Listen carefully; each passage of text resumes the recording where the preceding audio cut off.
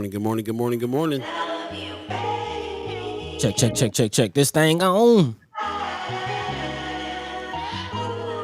Live at 85. Live at 85, boss. We in here. We inside.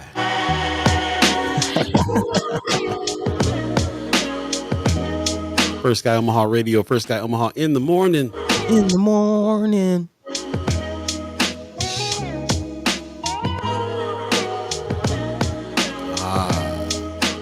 Aha. Look at that. No borders. Tech acting right. Okay. Clean.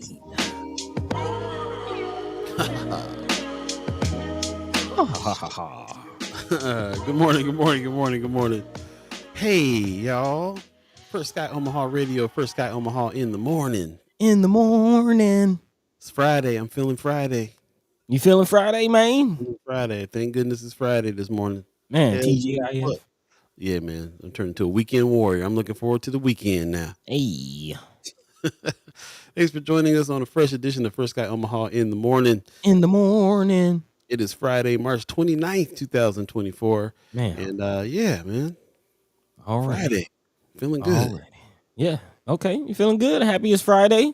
Looks like Leia Keister is right there with you. Man. Saying a happy yippee yo yay yay yay yay yo yo yo yo yippee yay yay yay yo. Did I get it? How'd I do? It was good. It was good. Your flow was off a little bit, but you got it. You got it all there. It was good. Okay. Yeah. She threw it. Yo yippee. Pop says, "Good morning, First Guy. I can't believe it's Friday." Yeah. Already. I'm happy it is. Tamika Johnson in the chat giving us some sunshine. Appreciate you coming on through. Thanks for joining us. Shout out to the 630 Club over there checking us out on the radio channel, firstskyOmaha.com. Hit the listen button or ask your Amazon Alexa to play First Sky Omaha Radio. We're live over there right now as well. Looks like all systems to go today. Okay. No tech problems yet. Yeah. So good morning. How you feeling, buddy? What's going on? Man, a little tired, boss. A little tired. Yeah. I definitely had one of those nights where just going through thoughts till about an hour before the alarm's supposed to go off. Man, minds are racing, like life of a business owner, Turning entrepreneurial brain off, that's for sure. Oh yeah. That's the thing about being, hey man, if anybody is considering, being an entrepreneur, don't rush into it. Like, hey, if you good, you got that 9 to 5, you collecting that check, ain't nothing wrong with it. I got friends that have been business owners that are like, as soon as I step away from this position, I'm gonna go be a greeter at Walmart. I just want to go. Let me see your receipt. Literally, just don't want to think, because people don't know, man. You working, first of all, if you're an entrepreneur, you're working 8 to 10 or to 12 hours a day already anyway. Man. Because there's no I clock out at after 8 hours. But then it goes further than that. What people don't really get is that you're after that 12 hours, your brain's still going on problem solving. Mm-hmm. You try to sleep, you up all night on the problems. Yeah. Can't turn it off, man. When it's funny because every time there's any kind of entrepreneurial training or classes, business classes in school, the very first class is entrepreneurship for you. Go through this list of questions to figure that out because it ain't for everybody. Just like Nebraska.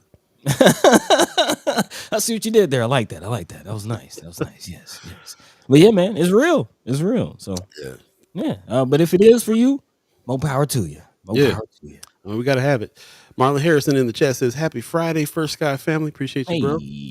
Ariel's 402 says, 7 in the morning. First Sky at my door. Fresh Adidas squeak across the bathroom floor. Hey. Out the back window, I make my escape. Didn't even get a chance to grab my old school tape. Man. Come on, Mira Sanchez. Come on, man. Yeah, I like that. I like that. T's a legend.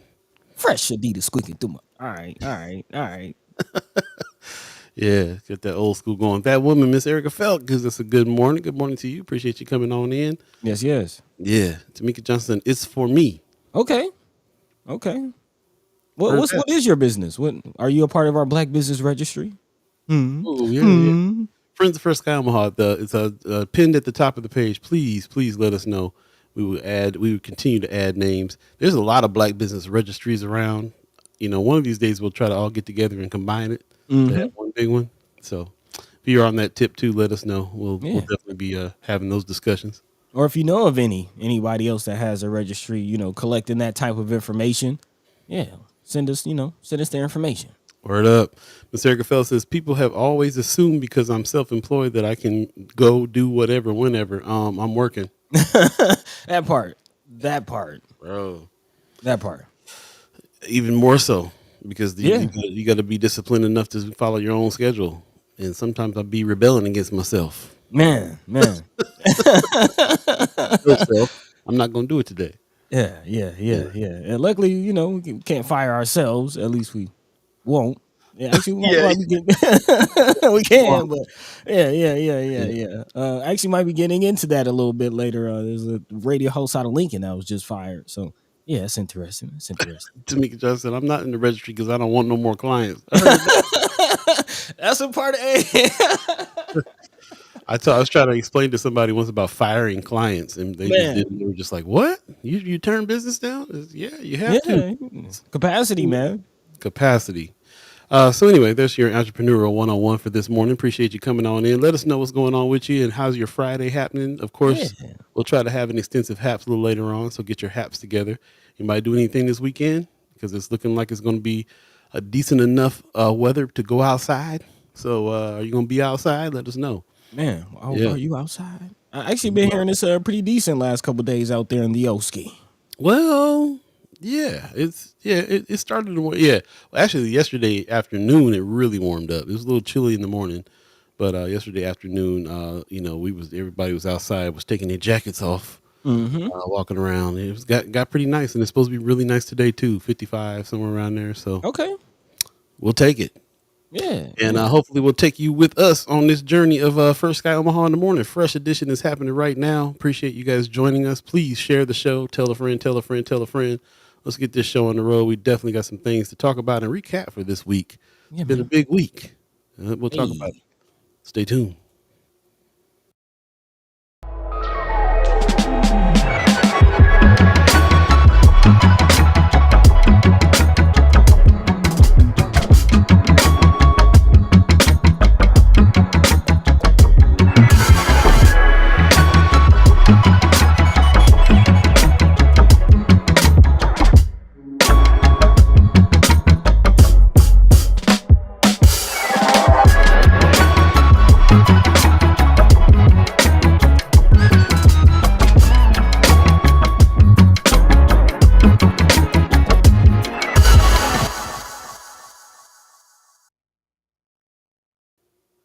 Once again, good morning. First Sky Omaha in the morning. I'm Paul B. He's Buddi3 Da Gawd. We're speaking with chat chimers today. Shout out to the ghost listeners coming on in. Appreciate y'all.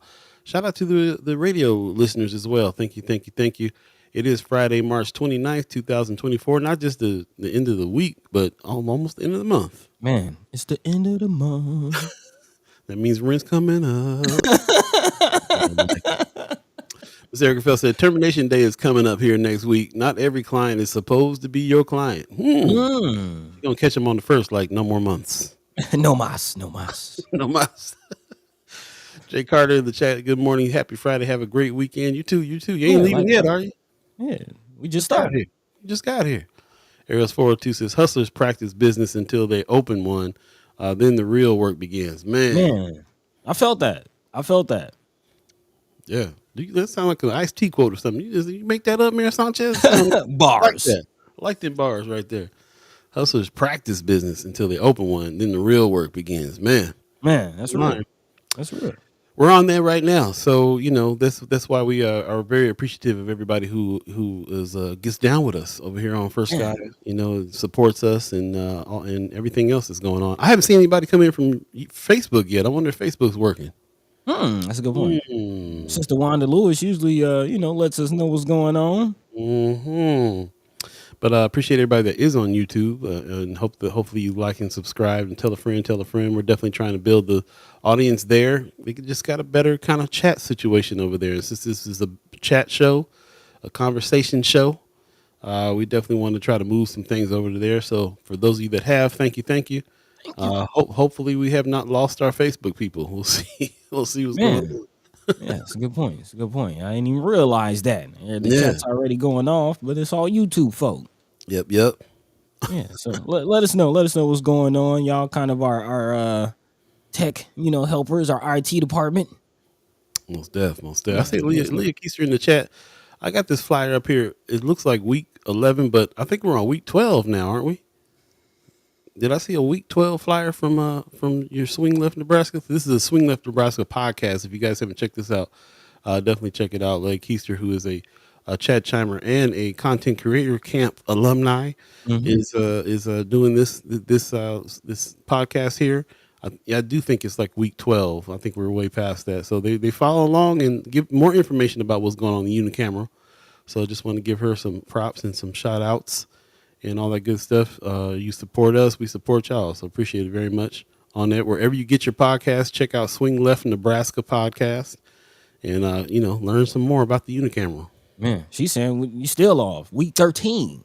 Look, I don't believe in the concept of time. Leia.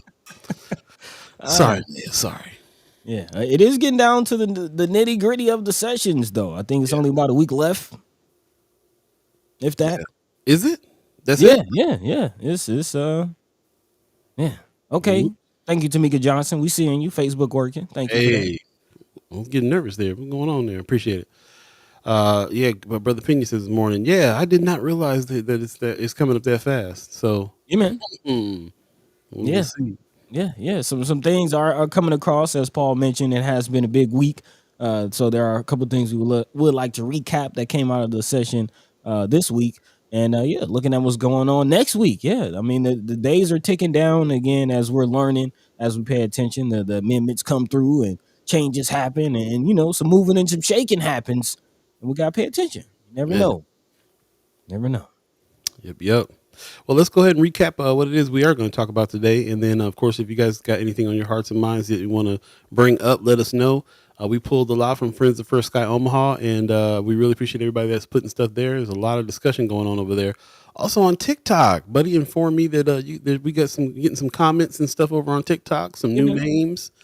So I appreciate you guys following us on TikTok as well. We're doing the news briefs over there. I did a little thing where I tested out some stuff on Instagram last night. So if you follow us on Instagram, check that out. Saw that. We got some stories and things there. So yeah, just trying to expand out a little bit and meet you where you're at. And still, we have that question out there. What social media platform do you get on the most? Where do you get your news? Please keep on thinking about that and paying attention to yourselves on that, and then letting us know so we can make sure that we are putting things together and meeting you where you're at. That's what it's all about. Yeah, man. Even saw Dewan, if you are on Friends of First Sky, posted some on Signal. I'm not too familiar with Signal, but apparently some people are going on over there. So yeah, where are you? Where can we meet you? That's the big question. Where are you? Yep. Discord is, what you doing? Twitch, what you doing? There's a lot of them out there. It is. Man, we not even talk about what brother Hayes is doing, Isaac Hayes the third with fan base. I mean, it's a lot out there. It's a lot out there. So let us know. But in the meantime, between time, let's go ahead and dive into what we have going on today. No guest. So you stuck with us too. And hopefully we can get stuck with you with some conversation and some thought. So let your mind be free, let your voice be heard on all these topics, because it's a lot going on as we recap this week, especially looking at what's going on out of the legislative sessions. A big move from brother Senator Terrell McKinney. Put some respect on his name. Hey. We've been asking about it. We've been looking at it. We've been anticipating the news coming down, and then it's finally come down, and actually a 31-0 vote for the Inland Port Authority. Again, the 9-member board that is getting its details, and we're looking at what's going on with that. $30 million possibly coming to the north side, possibly getting an innovation center as well. So, we'll definitely dive into that situation. Also, one of the big things, actually, that Senator Terrell McKinney had tipped us off to expect from this week is the tax situation. And apparently there's been some unusual moves with the tax bill that apparently made it out of committee and then had to go back into committee and made it back out of committee. And there's some things going on. So we're going to talk about what's going on with the taxes, especially dealing with property taxes. I know we have some homeowners in the chat. So again, you want to chime up from that, and I definitely want to hear from you. Like, what is going on with your property taxes? Are they going up? Is that something you would like to see change? I definitely like to hear your opinions on that situation. Also, we do have some child care providers amongst us, and this is something that we have learned is of grave importance, especially to the economy of Omaha and Nebraska at large. Again, what's happening with the babies? Apparently, Voices for Children in Nebraska, an organization that does an annual report on the status of the well-being of our youth, they're calling out a crisis. They call it a child care crisis. And again, we're definitely going to talk about this. A big shout out again to our resident child care providers, Sister Gwen Easter and Miss Erica Felt. Even a shout out to Miss Sunita Buddi as well. So Yo, yeah, man. Definitely want to talk about what's going on with the babies. It's important. It's Mhm. important. Also, looking at what's going on, OPPD, man. Shout out to Flatwater Free Press, dropping the hard hitting articles and the things that make us go, yeah, this is coming out of the Nebraska Public Department, or excuse me, Nebraska Public Power District. So not OPPD, but NPPD, and apparently their executives are getting paid quite a lot from the public power. So yeah, we're going to talk about that here in a second. A very interesting situation. Also, a story we didn't get into, and hopefully we'll have some time to get into today, as far as what's going on with the mayoral race. Looks like Brother Ewing, who is now serving as our county treasurer, looks like he's looking to switch hats and move to the mayoral office. Yeah, and it might be some other names popping out to compete for that office. So yeah, we want to talk about that as well. That's not necessarily in this election cycle, but very soon. So something to start. If you mean Gene, then who do you want? Who do you want? So again, we're going to talk about that and more throughout the day. As always, if there's anything on your hearts and minds that we're not talking about, feel free to drop that into the chat. Let your mind be free. Let your voice be heard. See a few people coming through. Our brother Black Dynamite in the chat, Guillermo. Yeah. Good morning to y'all. Well, what say you? Good What morning. say Good you? What's morning. the word, Paul B? Man, just thinking about things we're going to talk about today. Also, we're going to have an extensive haps a little later on today too. So you know what it is. It's Friday. There's stuff going on the weekend. Get your haps together and let us know what's going on, and we'll do the same from some of the events and some of the things that we've picked out that's going on. We might see if it doesn't have to be anything serious. It could be something fun. So you're doing something fun this weekend. Let us know what's going down. It's kind of that time frame for that. We'll do that towards the end of the show. So appreciate everybody that's joined us again today. We'll definitely start jumping into some of these subjects. Aerials Pro 2 talking about the South Omaha Plaza de la Raza day workers congregate in the morning allows for a central location that contractors can go to and find help. Possibly North could with the inland coming. Yeah, it's maybe a good idea. I don't know how many contractors there are. That's always kind of been the question as well. So that's kind of been the question, and I know that there's a lot of people. I got people in my own family even that own construction companies, but sometimes the question is the capacity. Can some of these small companies or individuals even be a part of some of these big projects like the Inland Port Authority? Because of the size of the project and the scope, we don't have major Kiewit style contractors in North Omaha, so it poses a problem. But I understand where you're coming from for sure. Also, Brother Pena in the chat says you're not paying them enough. I guess we're talking about. Not sure where you're coming from. I see a Linehan. I see bees from her purse. Then I see you say you're not paying them enough, and we're not retaining our youth because we seem to be imposing undue burden from the state governing body, telling us when and where we should have families. Okay, not sure where you coming from on it, but sounds intriguing. Let us know. Not enough teachers. Okay, Okay, yeah, they definitely talking that. about the child care crisis. I got you. COVID funds were misused. Nobody arrested. Well, there's some folks that got arrested. some there was a few folks that got arrested, but not in the upper echelons of government, and where the majority of the money is controlled. So, And where it yeah, seems to always go for some reason. Yeah. very interesting. Yeah. With that said, we'll go ahead and jump into it. Oh, there's Wanda Lewis. She gives us a good morning from Facebook. Appreciate you. once again, please share the show. If you are on Facebook or YouTube, love to get as many people in talking as we can. Eros 402 says, I would think MCC North would help with students going that way, possibly collaborating. Do you think they have a program? I have to look back into it to make sure. Yeah, but again, what is a job placement situation? Are they encouraging the students to start their own contracting situation, become independent contractors, or is it a workforce development program for the Kiwits and for the NDRs and the other things that's out there? I So mean, that's who's funding the program, so probably. there you And go. they're There pretty you go. siloed too. You got HVAC, you got some construction and stuff like that. But yeah, there's a piece of that should be.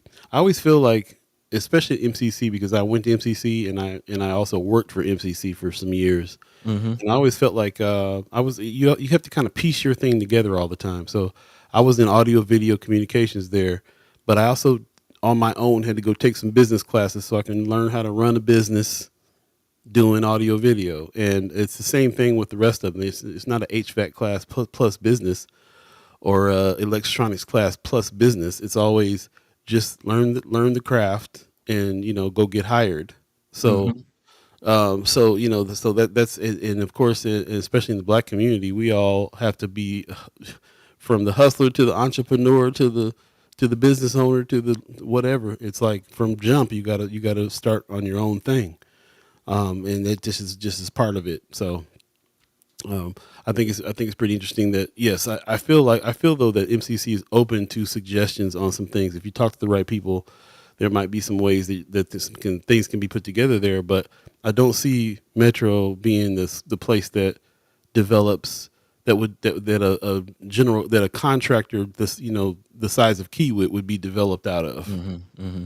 Quite honestly, I would say I would urge people to go the union route. There was actually a point in time before I moved out of Omaha that I was going through the carpenters union, and I remember I was at Home Depot getting some supplies to prepare for training, and I ran into a brother who was a carpenter, or he had been a long time carpenter, and just the excitement in his face and voice of hearing that another young brother specifically you know, was going into carpentry. He's like, man, there's not enough of us going into trades, and man, especially young people, man. I'm so excited. I appreciate that, man. And I'm even thinking of when you talk about going to MCC and having to piece together your own education, and the fact that you had to drive, catch a bus, plane, train, cab, Right on the hitchhike back all of the way to right on the man, back of a Bolero. man, Get to Elkhorn. If you don't all have the a way. if you don't have a car, getting to Elkhorn campus is a trip. Man, and the point is the same for getting to the unions, some of the carpenters unions and but that's a better route to go, I would say, because rather than paying for school at MCC, you get paid to get trained at some of these unions. So yeah, very, very interesting route. But yeah, we definitely need more union workers, more just trade workers and entrepreneurial minds in that area. Yeah. But yeah, yeah. And I don't want to, and I got to say too, while we're on that subject, a lot of the construction companies that exist in North Omaha don't get the opportunity to get those bigger contracts so they can grow. So it's not Mm, all just that we don't have them. It's also, the build up is also never there for us either. So mhm, mhm. that's part of it. Miss Erica Felt in the chat says child care costs too much for many parents to pay, but doesn't pay enough to provide what the children deserve. Not to Mm. mention they're teaching caregivers. Cash 22. Yeah, same thing. Also, she says getting to Elkhorn campus is a trip in a car. You ain't lying. She says I had to go there for early childhood development classes that Fort Campus didn't offer. Yeah, Hmm. all of my classes for audio video communications were at Elkhorn, so I was going up daily. So the couple months that my car broke down, the bus goes to 160th third. You got to get out and take a Uber the rest of the way Man, because and just how long is that bus ride? Like, the bus doesn't go all the way out there.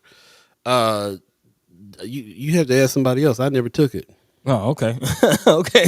As soon as I figured out that I had to take an Uber the rest of the way, I was like, well, I'll just take an Uber the whole way. I don't. Well, I'm gonna go through all this and be an hour on the bus just to get somewhere to take an Uber anyway. Makes sense. It doesn't make sense, but makes sense. Yeah, yeah. But that's another conversation that we definitely can have because it's really interesting the individual trades and things that metro campuses have. Like you can learn automotive over on South. Mhm. You can learn HVAC and electric and nursing and culinary over North. You know, high end art, audio, video, communications, cameras, TV. You know, out in Elkhorn. Of course, you can't. You know, there's no rhyme or reason why they each of those schools hold the things they do, but maybe it is. Maybe it's like, well, Northside we'll make it so we'll make workers out of the people in the North Side. You know what I'm saying? You know what I'm saying? Mhm. Like, Hmm. yeah, it's a thought. I always thought about that. Like, how come why did they, especially when they built those 3 new buildings on North Campus? Like, there's some robotics and some things in there, but it's also it's you know HVAC and it's construction, and it's kind of like the Spike Lee's Malcolm X movie when he was little. He said, I want to be this," and they were like, "Well, no, you'll have to be a carpenter. You know, Jesus was a carpenter. It's okay for y'all. You don't have the mental capacity to be anything." You know what I'm saying? Like, Yeah. feels like that sometimes. Like they this is one of the reasons why they have a hard time reaching out to the North Side, the North Campus. Man. Well, and it's funny because this has really nothing to do with the stories that we have, and I do want to dive into those here soon. But this is an interesting conversation because this is something I learned going to a HBCU and why the historically black colleges and universities are what they are. If you ever pay attention, a lot of them are A&Ms. You Ooh, know, I went to Florida A&M. You got, right. tech, there's North Carolina A&M, and there's a lot of A&Ms. And what does A&M stand for? Agricultural and mechanical, because those we were the field hands, and the ones who were working in the fields, and when the tractors Ooh, broke down, we the ones that had to fix them. And those bruh. were the jobs that we were given, and that's what it is. Now, of course, there's those universities and have grown, but a lot of those universities, that's what they started as. Man, now you got me looking to see if Howard got like if there's like a Harvard law. If there's a Harvard law, is there a Howard law? Well, yeah, that's what I'm saying. And like FAMU, like Florida A&M has a law school now that's in Orlando. But yeah, that's Oof, most of them. That's how they started, as basically as trade schools. that's crazy. Yeah, man. And it's also crazy that to be on this argument that we need more people in the trades, though, because that's true too. It's a trip. Something to think about. We've strayed way away from the story. Anthony Rogers Rice says, "Yes, there's a Howard Law." Okay, all right, that's what I'm talking about. Yeah, Yeah, that's amen. interesting, man. And med school. Okay, so yeah, but man, that's some serious serious history I didn't know about, man. That's Yeah, man. the A&M. What the A&M stands for. Yeah, agriculture mechanical, man. You're onto something with that. You might be onto something. Yeah. And things that make you go, hmm. Marianne Williams gives a thank God it's Friday, y'all. Thank God it's Friday indeed. I appreciate Yes, that. man. Mr. Fell says, I never thought about what that stood for. Yeah, me Yep. neither. Yep. Agriculture mechanical. There you go. Yeah. There you go. But yeah, let's go ahead and dive in, because actually this ties in right into the conversation. I got a segue for you. Big shout out to Senator McKinney, because we're talking about what's available specifically on the north side, and big news coming out of this Inland Port Authority being passed, because there's possibly moves going towards an innovation hub, and maybe an innovation hub can go towards teaching us some of those other things, maybe like AI, STEM, Mhm. business management, things like that, some kind of incubator space, if you will. So let's go ahead and dive into it, man. Again, big shout out to everybody in the chat. We appreciate you. Let your mind be free. Let your voice be heard. I definitely would like to hear what you have to say on this. But a big win, man. Again, LB 164 passed actually unanimously, 31-0 vote, moving forward on this. And this is something that we've been looking at very closely, talking about the Inland Port Authority board and the creation of the North Omaha Inland Port Authority District, and exactly what this means. If you're not familiar, this is actually an expansion of a law that already exists. So this is something that is already present in Nebraska. This was a law that was created back in 2021. This coming out of the Nebraska Examiner. Again, Inland Port Authority District is a state-approved area ruled by an independent board that oversees a 300-acre area. So Mhm. keep that in mind. Again, an independent board that oversees a 300-acre area. And now one of those areas will be located in North Omaha. In addition to the creation of the 9-member board, there will actually be a transfer of $30 million from another fund into the fund for this Inland Port Authority. And again, as I mentioned, the plan is to use those funds to build an innovation hub. It also seeks to create child care grant programs that has been a part of another state senator's bill as well. So there's that. A big shout out again, not to only Senator Terrell McKinney, but also Senator Justin Wayne, who've kind of been pushing this effort, been leading the charge, if you will. And again, the whole idea is tied to what happened and how really the LB 1024 ARPA fund situation played out. Again, a lot of people not happy with how the DED handled this. Kind of sparsing it up and splitting it up into many $50,000 grants rather than kind of having a more focused, impactful approach that some people felt should have been happening. And now this whole idea is to take that control from the DED and have more oversight on a more local level. Again, the DED is over the whole state, but this Inland Port Authority only focuses on a small 300-acre. I mean, I don't know if 300 acres is small, but a more concentrated area, if you get what I'm saying. Again, in port, their effort was driven not only by that, but specifically the $90 million that lawmakers allocated for the business industrial park near Epley Airfield, which is caused quite a stir. If you remember, there was that meeting not too long ago that got pretty tense. And again, there was the presence of drawing a blank on his name, brother that owns OEDC. Mike Maroney. Thank you. I'm looking at a picture of him and I couldn't think of his name. But yes, brother Mike Maroney of OEDC kind of got, in the hot seat as far as him leading the charge and getting the award and the grant for this industrial park. And now there's a possibility that some of the funds and some things could be changing with this Inland Port Authority. A big move from McKinney, though. He says if we're going to invest this much into an area, we should have some transparency and oversight to see things through, to make sure they're done properly. So again, the big thing about this is, of course, who is making up the board, who does have control of this board. And LB 164 lays out rules for this. Again, there will be a 9-member board that will govern the Inland Port Authority District, and requiring, for example, that 2 of those board members be residents of the area, which is a big thing, as we've seen as of late. A lot of government entities not really giving residents, citizens, community members the opportunity for input. So this is huge. Again, 2 of those residents or 2 of those members of the board will have to be residents, and I believe the rest will be made up of people from the city government, I believe appointed by the mayor. So there is that. What say you?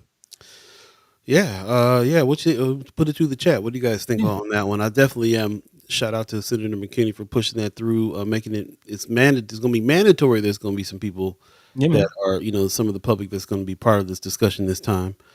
Hopefully it'll be there's also that issue like you were talking about, that meeting that Mike Maroney was at, and it was people that were living in the area that were worried about eminent domain taking over their homes in that area.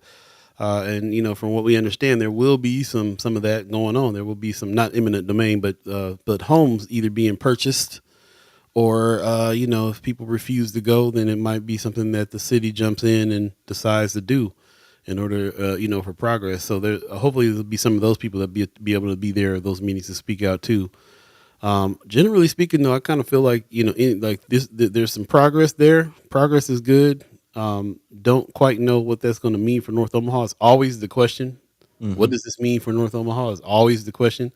Anytime we're talking about any of these multi-million-dollar complexes that are coming, the new soccer field, the new all the stuff that's going to be along the right along with the airport park and everything else that's going on. What does that mean for how they're going to be trying to rehabilitate the area, if you will, and displace some folks. So those are always the questions.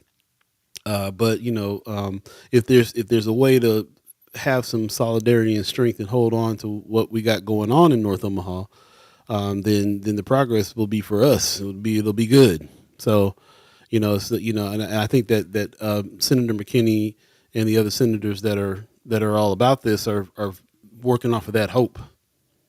So, yeah. And not just working off that hope, but also in other areas, trying to find solutions to that as well for people Hmm. to not be displaced, and also working on housing on the side and other stuff. So we'll see. Brother Pena in the chat says, "I think it's a wonderful bill. My only fear is that the Republican control or any type of entity can try to take over the board that would vote on their side regarding any issues in North Omaha." Yeah, it's definitely the concern when you hear that the rest of the members will be appointed by Mayor Stothard. Then you're like, well, okay, so there's definitely going to be some agendas. Yeah, and that's if Mayor Stothard wins again. We'll talk If about Mayor that. Stothard wins again We'll talk about that. for a fourth term. Yeah, yeah, Brother yeah. Pena says, if it affects North Omaha, it can affect Grand Island, Nebraska as it grows. That's the city. That's the only problem I see with it is that basically people can pack the board, and that's something inevitable. Hmm. That's kind of, yeah. I mean, that I've seen that happen too. I definitely, when I'm like, this is a win. There's going to be actual people in our neighborhoods that are going to be able to be there and speak up on this. How much good does speaking up do sometimes when you have the majority on the other side of things, or ultimately there's the entities that are going to make the final decision on it. Sometimes people's voices get ignored, but at least this will be a time when it's mandatory they have a voice. Yeah, yeah. And I'm kind of with all these questions are great questions. I have these questions too, and I'm kind of looking at the senators as they're learning as they're going. Again, they're trying to find a way to get some investment into their communities, into their the areas that they represent, to help their constituents. And it does seem like they learned some things about writing this type of legislation, with the whole 1024 situation and how LB 1024 played out. So I am curious to see how the bill is being written and what the fine details. As they say, the devil is in the details in the fine print. So I am curious, not just like for instance, yes, two residents are on the board, but is it down to zip code? Are these people that will be elected? Is this like what is the process for this as well? I am curious about that. So the whole stacking of the board, the packing of the board, that's surreal concern. I am definitely curious about how this bill is being written. What kind of protections are the senators putting in to make sure that their vision and the intent of the law is how it actually plays out? Because we can see those can be two different things. Definitely looking forward to actually talking to the senators possibly on Monday. But at any rate, I'm excited about this. I'm excited about this, and it's not just this board that's being created or the 30 million that could be transferred into the funds of this board. But what does the future hold? I'm hearing a lot more talk. Even Paul, those meetings that the Empowerment Network and Black Men United they've been hosting, talking about how can we get future funding. So apparently, this isn't just a one and done move. This may look like something where more and more funds will be coming. And I also don't want to gloss over the fact that an innovation hub could be coming out of this, because as we learned from conversations with the senators, this is a national thing. There might be national funding for innovation hubs across the nation. And this could be something. This definitely could be something. So again, while all those questions are good, I'm definitely excited about this and would like to see just how it's been drafted and how it'll play out. One thing we know from the senators, they go above and beyond their job when it comes to this stuff, because they know Amen. you can't just pass the bill. You also got to, on the back end, try to use your influence to make sure the bill stays intact and has the intent, like you were saying earlier, of going through the way it needs to go through. Because we see it, we see stuff shuffling hands. We just saw it with 1024. Hmm. So that's just what it is. So tough one on that. Amy H. Dot in the chat says, "Good morning, fam. Appreciate you, Hey. Amy H. Dot. Good seeing your name there. I have to catch up with you, see how business is going, how the family's doing, and everything else. We'll have to catch up." Tony Johnson says, "What prevents it being stacked from the likes of people like Ben Gray and those closely connected to those already stacking boards?" It's good questions. No, not Yeah. really sure. Not really sure. Should catch back up with Ben Gray, because I've been seeing his name out there a little bit. It seems like he's doing some things again, so you might need to catch up with him, see what he's up to. Yeah. I Um, mean, We're getting close to time for a city council and mayor and those kind of races to be jumping off, I believe, next year. So yeah, yeah. Yeah, speaking of the mayor's race, kind of happy to hear somebody's going in for battle. Man, you want to dive into that? Is that? Yeah, even though Brother Ewing always be sending me them letters like, where the registration at? Your cars due, Paul. Oh All right, yeah, let's Brother go Ewing. ahead. Go ahead and dive into it, man. And this is definitely connected to the Inland Port Authority situation because a big part of all of these questions, as far as who's going to be on the board, how is it going to be ran, kind of deals with who's in the mayor seat. Mm. And yes, I'm sure some of you have heard already, but would definitely like to hear your thoughts on this and just your thoughts on Brother Ewing in general. But yes, Douglas County Treasurer John Ewing, according to Omaha World Herald, will run for mayor. Ewing plans to formally announce his candidacy actually next week, but he says he has decided to seek a seat because he sees a quote unquote a lot of divisiveness around the nation. And he says a lot of people wanting to force their values and their thoughts on other people. Hmm. Hmm. He says, I'm a person that looks at being respectful and inclusive of everyone and unifying people rather than focusing on things to divide. I believe that what this city needs is a leader who is respectful of all people of this community. Ewing again will challenge Mayor Jean Stothard, who is looking for a fourth term. If I'm not mistaken, she has been the longest serving mayor in Omaha history. And again, in the midst of a lot of pet projects that are just starting up that haven't been completed. So this is very interesting timing. There's also some other names that are possibly considering. They haven't officially announced, but they are considering also running for mayor. And that's City Council President Pete Festerson and also State Senator Mike McDonald says What? that they are considering running for mayor as well. So yeah, man, the mayoral race could get very, very interesting. Wow. And again, this is early in the game, so we could be seeing some other names pop up possibly. Yeah, what say you? Again, what are we familiar with Brother Ewing's track record? He has been a long time serving treasurer of Douglas County. He's actually been reelected, I believe, like 5 or 6 times. He also served on the Omaha Police Force. Before that, he's run for Senate. He's run for some other things. So he's not a stranger to public policy and running for public office. But mayor, is it a good fit? What say you? Yeah. I think he got the chops. From Okay. what I know of him, I believe. As a matter of fact, I believe I had a conversation with my great grandfather when I was living here back in the day. They were friends. They did some business together some kind of way, Hmm. and then I remember going to the DMV and stuff and talking about that again, and then just kind of since I got that introduction, just keeping my eye on what's going on around town, and of course him from around town, doing other things and having in other runs and stuff. So I don't know. It seems to me like that would be it felt like a positive thing. It felt like a good idea. Like, yeah, okay, good, yeah, run. You know Mm-hmm. what I'm saying? I might get behind that. For sure. I think a lot of people are saying, "What's the deal? Why is how is Stothard is still in there?" Most mayors are 1-2 terms. She's on her Man, third, which is historic, hold it down. and running for the fourth term. It'd be crazy.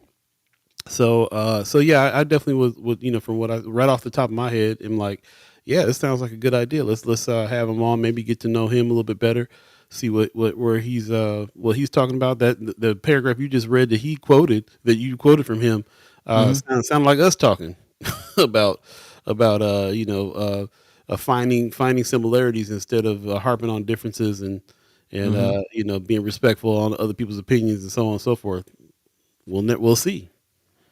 Yeah. Uh, Jumping in the Right. chat real quick, Sean McCarthy just said, just read a Newsweek article about the most and least stressed states in the U.S. Nebraska apparently was the fourth least stressed state in the U.S. It begs the question, who the hell did they poll? Yeah, they say numbers don't lie, but they do. They do. Least stressed, yeah. That's That's interesting. interesting. And Mhm. how did they poll? Like what kind of answers, what kind of questions did they ask to even get down to that? Like what data points What what dictate side the, what the side of stress level? what side of town did they do the survey on? Right. I do remember some comments from last episode. We didn't really talk about this as far as Brother Ewing running for mayor, but there are a few chats in the chat section. I believe Brother Anthony Rogers Wright was a little skeptical, so I definitely would like to hear your thoughts on this. Brother Anthony Rogers Wright, if you're still in, he kind of mentioned that all skin folk ain't kin folk, so kind of would like for you to expound on that. Again, I'll be honest, I'm not very familiar with Brother Ewing's track record. Apparently, he has done some things. I do know. Unfortunately, I remember his name was wrapped up in that whole controversy about school funding, and they try to act like he was robbing or taking money from like West Side schools to put back into OPS. Of course, we've learned that that's not really his doing. It's more of a formula on how they find and figure that those funding things and processes.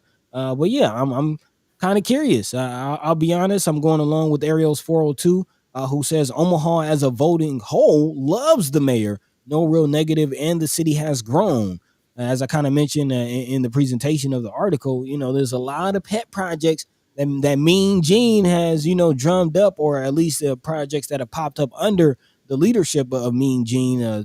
Talking about Tiff Alley, the whole streetcar situation, a lot of the growth and movement downtown.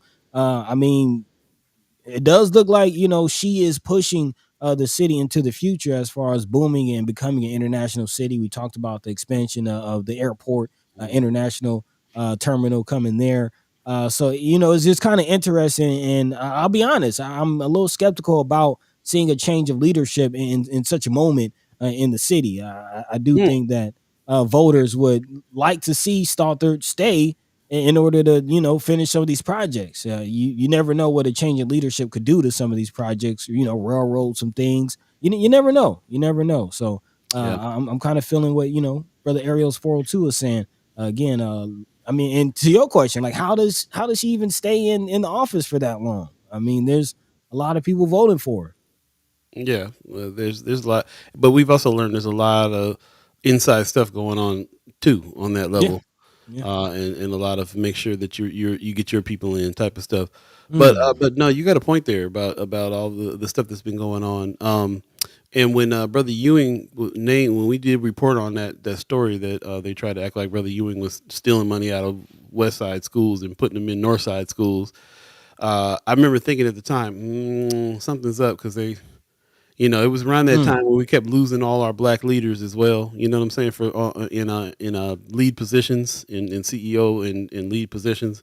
So that was also like they trying to act like he's doing something and that and I feel like people are going to take that and feel they're going to try to act like that's a mark against him, especially on certain sides of town.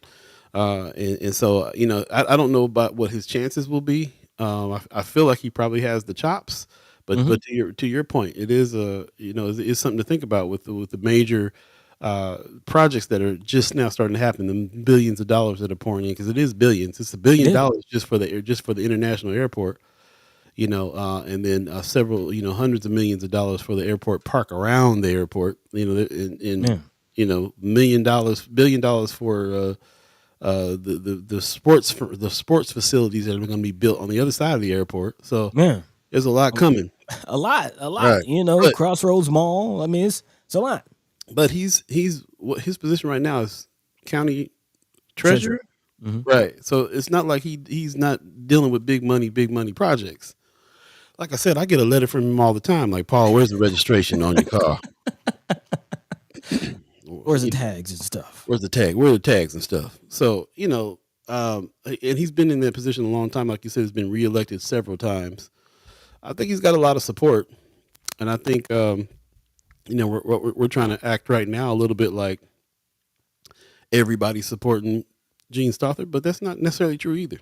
No. I mean, there's definitely been some controversies, but and to Brother Ewing's point about the divisiveness, I think of some of the controversies that has happened. I mean, you look at how Freedom Summer was handled. You look at how I remember controversies with Brother Joaquin Fox being kicked out of I believe there was an LGBTQ advisory board that the mayor had, that there was some controversy there. There's been some things, but quite honestly, really, it's only about the projects that I'm kind of apprehensive and feeling just the timing. Like had it been last mayoral election cycle, maybe Brother Ewing would have had a better chance, or I'm not necessarily a better chance, but maybe I personally would have felt like he had a better chance. But again, we're in the midst of a lot of projects that are drumming up, and just anytime a lot of these prep projects are going, and you talk about a change in people just aren't eager to have a change in leadership in the midst of so much already going on, so much change already happening. But you got to argue. Then again, maybe we need that because a lot is happening, and it's going to swing one way. It's definitely it doesn't necessarily swing in the way of people in North Omaha, Right. historically either. So, Right. might need somebody to come in there and disrupt some of that, and make sure that some of the things happen that are supposed to happen with these changes. So, That'd be nice. yeah. Be nice. Be nice. Sergey Felt in the chat says, "I can't stand her as a person. However, it is concerning what would happen to how those projects play out if she's not there. I don't even want some of the projects, but could be worse in other hands. It could be better in other hands, though." Yeah. I mean, remember how the whole library situation played out? A lot of people weren't happy about that, and she's kind of actually going to, I believe, her earlier comment about. Actually, no, that's what Brother Ewing said about people's values being forced on other folk. I mean, that whole library situation that was pushed through. That was pretty forced. You know what I mean? The public didn't seem like they really wanted that. Definitely felt like there were some backdoor conversations being had to push that through. Uh, yes and no. There was a lot more public outreach than it looked like. Okay. I was on the library steering committee, so I kind of saw from the inside how they did reach out. But there's also big money involved in getting some of those things turned over, so that's definitely a part of it. Like I said, somebody got to make the final decision on all this stuff. Right. You can have all the conversations you want with the public, but in the end, somebody got to write that check. Facts. So what do you? How many projects do you know of that got stopped or shut down because of the public? The only thing that on top of my mind is when the 75 North Freeway stopped it at 30th, and you know what I'm saying, like those citizens didn't let that freeway come through their neighborhood. That's the only time I've ever heard of the people in the neighborhood stopping a project. I can't. I mean, off the top of my head, I can't think anymore. So we'll see though. But you can have all the input you want. Somebody gonna write the check in the end. That's just what it is. That's a good point. I like Tony Johnson's point too. He says what has he spoke out on regarding changes needed in Omaha before running for mayor. So have we heard from Brother Ewing on any of these subjects? And I probably just not paying attention. So he could be saying some things we just haven't heard. Just don't know. Right. Just don't know. Love to talk to him. Ariel's 402 says he will definitely have a negative light that will be shined on her. Some may have not have known. You talking about the controversy that he had with the school board money and all that, or school district money? Maybe that's what you're talking about. Marlon Harrison is saying even with billionaire projects, a lot of young people are still leaving Omaha in droves, and most of that is due to her closing down certain bars and clubs and not having enough entertainment. You know, think about that too, man. They always are talking about brain drain and kids leaving. True. But they don't seem to be doing a whole lot sometimes to help them to stay. That reminds me, we were talking a little earlier about MCC, and there was a comment at the top there where they were saying that MCC needs to engage more with the youth. And there's a sister was heading that up and seemed to be very interested in doing that. And I've seen, like I said, I went there and I worked there, and I see efforts of them trying to reach out to the north side. But it's got me feeling a little bit like I think it's the things that they're offering sometimes that are not appealing to young folks on the north side. Like the HVAC and things like that. Excuse me. We know a lot of cases of people going to the culinary arts school.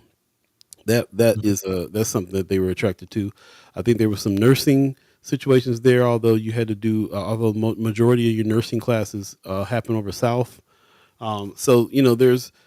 It could be that too. You can have all the efforts in the world to reach out to the north side, but if you're not connecting with the north side or giving them what the north side wants, I'm not sure what that is. I'm not saying that that's the thing, but it kind of could be. So it's the same thing but that's kind of par for the course for the city. Like Mayor Sanchez is saying, or Marlon Harrison is saying, it's like what's here for young folks, and what efforts have been put in for that kind of thing. It's not just bars and entertainment too. It's career. Like that's what I think young folks are really they want to be somewhere that their career can thrive and they can make some money in the areas they want to make money in. That's the big thing. That's kind of the big thing. Like for me, again, I'm here in Atlanta because a lot of, in a lot of ways, Atlanta is looked at as the media capital right now, even more so than New York, as far as content creation, podcasting. A lot of podcasts are coming out of Atlanta. And where do you go for some of these new industries and endeavors? We always talk about what is the industry of Omaha, and most of the people that I know that still live in Omaha, they're either in nursing, CNAs, doing Medical is huge. yeah, medical is huge. Factory work, airlight plastics and things like that. Those are level, work level jobs, but also the industry here though is like a lot of insurance. That too. That call centers. Not so much call centers anymore, I don't think. But a lot of customer service, definitely. Well, yeah, that's what I mean. Yeah. Answering insurance calls, and Mutual of Omaha is a lot of phone work, and you know what I mean, that type of deal. Yeah. So again, that you got to, and then of course, even though we're speaking from the Omaha perspective, but this is agricultural is huge in the state, just all around us. A lot of people are still in that realm. So yeah, we got to put that and take that in consideration too. What do young folks want to go out to the big city to go do? Yeah, and quite honestly, I'll just put it out there, man. Racial barriers, because we talk about those jobs, but there's PayPal, there's TD Ameritrade, like these are major tech companies. You know what I mean? But how much access is actually there for certain individuals to those types of jobs? How many people do getting the Google the Google jobs? How many people do getting the Facebook jobs? How many people do getting PayPal and these things? So there's that as well. Very true. Appreciate everybody's comments on that. Miss Erica Felt says it could be better or worse. I think some feel the devil they know could be better than who they don't. I'm not saying I'm voting for her. I'm saying we all should do homework before deciding. Me too. Yeah, and I still hold truth that the greater Nebraska is still not just better of the two evils, but actually really, really are about her. So and that's going to be the majority of the votes, most likely. Ariel's 402 said there should have been a Union Station built underneath the new tower with a floor for the library. That'd have been dope. Yeah, there's Sanchez with the ideas. The mayor, man, like, hey, you sure you don't want to throw your hat in the ring, bro? Yes, that should be fair. I'll go for Brother Sanchez myself. The mayor. Mama God gives us good morning, fam. Good morning, Mama God. Appreciate you coming in. Man, I just had a vision. Like, can you imagine Mayor Sanchez actually becoming mayor, riding his lowrider bike in the parade? Yes, that'd be dope. That'd be too dope. I love it. Tony Johnson said he's going to put his buddies Tommy Warren and Keith Station in a hard situation. That's an interesting comment. Ariel's 402 said kids leaving because all the taxes and no medical recreation. That's part of it. But yeah, I'm glad you brought up the divide. This is the most segregated place I ever lived. So that's part of this too. What's here for black folks? Amy H. says, no, I'm not worried about projects at all. They're already rolling. She got to go. Peace. Deuces. Get her out of here. Marlon Harrison said, also Mean Gene is not here 60% of the time. Come on with it. Brother Ewing be in town. Sending letters out, Paul. All right. The tags and stuff. Tony Johnson said her losing down a bar or two is not key reason for young people leaving state politics. Play big role. Yeah, of course. Eros Forte says I'm infamous. Too many skeletons. He can't run from them. Well, I mean, this is kind of Trump might be president, bro. So if you want to talk about skeletons, Hey, it's time to pull your skeletons out the closet and run. I think man. that's what's going on around here. Brother Harrison said also, I personally don't like she's been handling the housing situation. I feel like she's been dismissive on the topic. It's a great point. Interesting. Man, I appreciate that sentiment. Yeah. Okay. Okay. So the conversation is heating up on who needs to be mayor. I think it's interesting that Festerson's running. So That's interesting. I was going to ask about some of the other names, man. So yeah, why is that interesting? Why is that interesting to you? Just his thinking about his politics, thinking about the work that he's been doing. He's part of the whole Benson situation over here. Drummer, cool dude. Yeah, Festerson gets down a little bit. And he's very popular, and I think he's like been the voice of reason in a whole lot of situations and areas. And I just thought, okay. Like when I heard his name, I was like, I can see that I can kind of see that. I'll be honest, man. I'm kind of right there with you, man. Like, looking at, like, for instance, some of the situations that's been going on, the controversy that's been going on with Sister Juanita Johnson, which is also actually a knock on Mayor Stothert, how that whole situation played out, and how Mayor Stothert is treating our elected representative, which is kind of in a way how she's treating us. But Mr. Pete Festerson, council president, I kind of like how he's handled some of that discourse and some of that back and forth as the president, and squashes some of that, like, hey, like you said, being the voice of reason. So that is very interesting. That's very interesting. Yeah, he's a down dude. I talked to him personally. He's a down dude too. Like, gets it, and it's interesting that his name is in the hat. I'll say that. Tony Johnson even says Festerson does a good job communicating on social media. Very little negative response to him. Look, man, if Tony Johnson say he all right, he must be all right. Just saying. Marianne Williams says Mike McDonald is a Stothard with a D behind his name. Okay. Really now? That was the other name too. I thought Mike McDonald but not as much as Festerson. It's just interesting. This race is what's going to happen here. It's going to heat up. It's going to heat up. So again, the mayoral race is not in this election cycle. That will kick off in 2025. But again, names coming out. Mayor Stothert has already said that she's running again. So yeah, man, interesting. It's going to be interesting. Something to look out for. Yeah. Miss Erica Phelps saying Festerson is non-responsive though. Is Festerson your councilman? Is he in your district or over your district? Yeah, let us know. That's not my experience with him at all. We will take a phone call in a hot minute, so I don't know.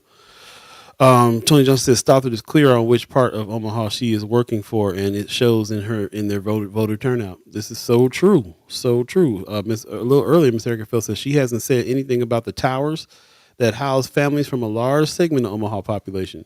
Yeah, where is she? Where has she been on that subject for sure? Well, the comment that we got out of WOWT is that she can't do nothing. Again, she was very, very, as Marlon said, dismissive on that situation, basically saying, my job is just to appoint the leadership of OHA. It's HUD that's supposed to govern it. The city can't do anything if people don't report to the city directly. So yeah, very, very dismissive, very kind of a laissez-faire, if you will, on the housing situation.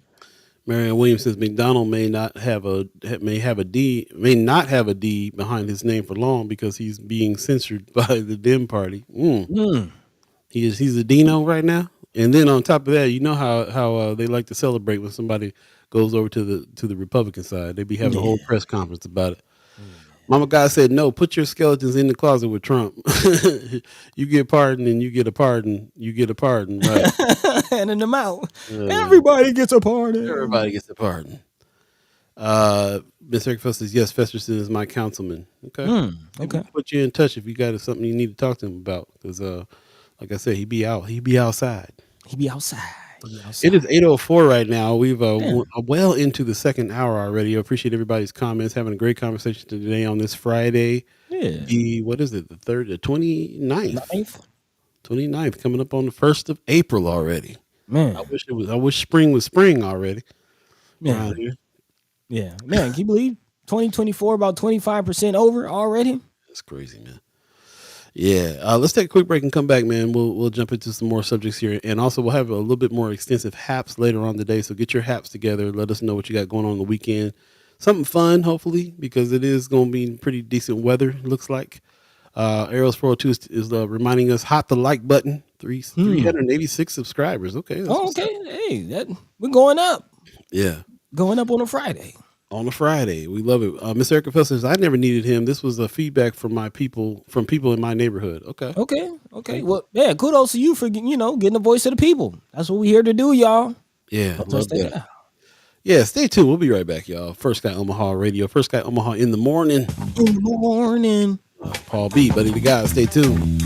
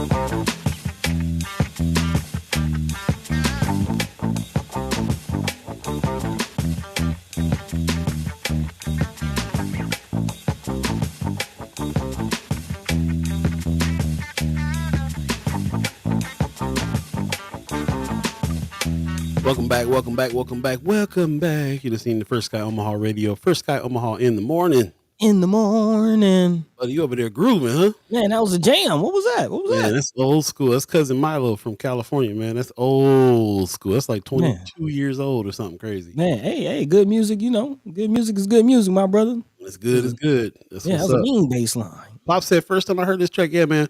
Me and my cousins used to, back in the day, used to do this thing. I had a 4-track tape recorder. So we would challenge each other on making an album with the 4-track tape recorder. So one person would get it. They put a hot 8 tracks together, pass it to the next person. I put a hot 8 tracks together. Then pretty soon, everybody had, a couple of us had done albums.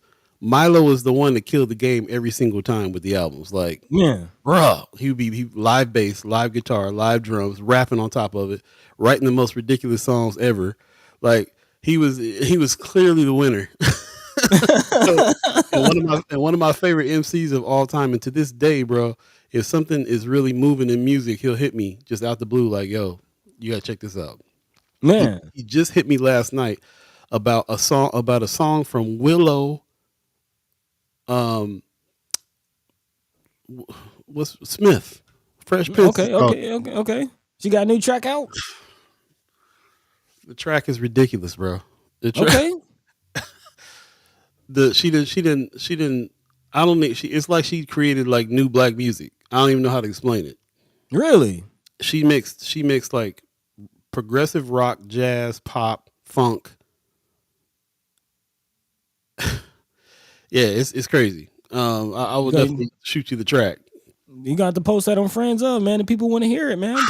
People want the good jams. The good jams, man. Yeah, we're not here to just bring the good news or the news and good jams too. That is the good news. Yeah, he hit me up like, yo, this is I wouldn't normally be suggesting, Willow Smith, but check this out.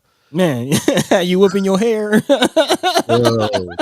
Bro, Willow is bad. I'm trying to tell you. This new song she got out got jazz cats like, what? Like, what? This is a pop song? It's dope. Okay. Yeah, Sister Brooke in there talk about it's the song of the year. Okay. Bro, man. Okay. Yeah, it's bad. It's bad. It's so good it don't even make no sense. Like it's it's one of the things. It's like, oh, she went into the future and came back with the black music. Like, yeah, dude. We all about that. All about that, man. Being out of space with it. It's dope. Send that. And as you can hear, that's one of Milo's early tracks. That's from the 4-track days. Like, I'm talking 90s, 95 or something. And you can already hear it in the way he does his music, that he's a trustworthy source. If he say something's dope, it's dope. You can already just tell from that track. Man, yeah. Shout out to Milo. Shout out to Milo for sure. Just side note before we get back into the you got to unlock the vault, Paul. You sitting on that hustle song, man. Yeah, Hey, you gotta unlock the vault, bro. I got the keys to everybody's vault too. All Milo, all the cousins. There's a lot of tracks out there. Speaking of Milo, he is one half of the team that's putting together the Drunk Ship Coffee. This is that this show is sponsored by. Hence the Uh, guitar picks. yeah, starting to put it together now, right? And the teacups over there, they ain't coffee cups over there. I told you this. The tea's probably gonna drop soon too because they were tea heads Okay, first. okay. But yeah, they put this together and they're selling now, sourced from one farm in Ethiopia, which is Man, we're finding out is the birthplace of coffee. And yeah, actually, I went to a yeah. Ethiopian restaurant last night. I broke my fast at an Ethiopian restaurant, and they had the traditional coffee setup there Okay. situation, and yeah, it just kind of made me think about you and the whole drunk ship situation, man. So Yeah, dude. yeah, whenever you come down here, I'm gonna have to take you to that spot. We'll go get some Ethiopian coffee, man. You I'm know. with that. I'm with that. I wonder if the Ethiopian place here got that. I got to go check around a little bit. Pop's already invited me out to one in Vegas that got it. Mm-hmm.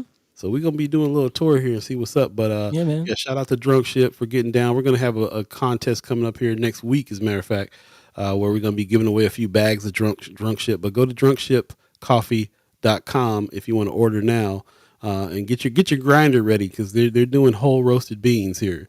So they're doing it right, straight from an Ethiopian farm. But check them out, man. Drunk Ship Coffee. That's the fam. Talented all the way around the fam with the everything they do. Ariel's 402, man, in the chat. The mayor hashtag First Sky Radio page. Mm-hmm. Mm-hmm. Okay. Okay. It's a thought. It's a thought. If you haven't already, definitely go check out First Sky Radio on firstsky.omaha.com. Hit that listen button and you can get down. But yeah, you kind of Yeah, and get back to the playlist too. We used to have a Spotify playlist we were doing. man. I'll be honest, man. We got some stories we do want to get into before we get out of here, so we'll get back into that. But I kind of want to start getting into some more stuff other than the news, y'all. Like And again, it is news. it is news. It is news, but you know what I'm saying. You know what I'm We talking just about, we just man. focus on other things most of the time, but we definitely want to bring everybody into the whole world, the whole spectrum, the whole world. Right. Of what First Sky Omaha is about. We're definitely all about the arts and the music as well. And you know, we've been kind of talking about some changes after the season, and you know, getting out of this cycle of just talking about what's going on. Again, these are very important conversations, and we'll continue to have them. But you know, we want to do some other thing. We gotta, you know, as Wu Tang says, diversify our bonds. You know what I mean? We will. But like Mama God is saying in the chat, two older women at a local store was talking about North O politics and the lack of knowledge about what's happening. I sent them to First Sky immediately.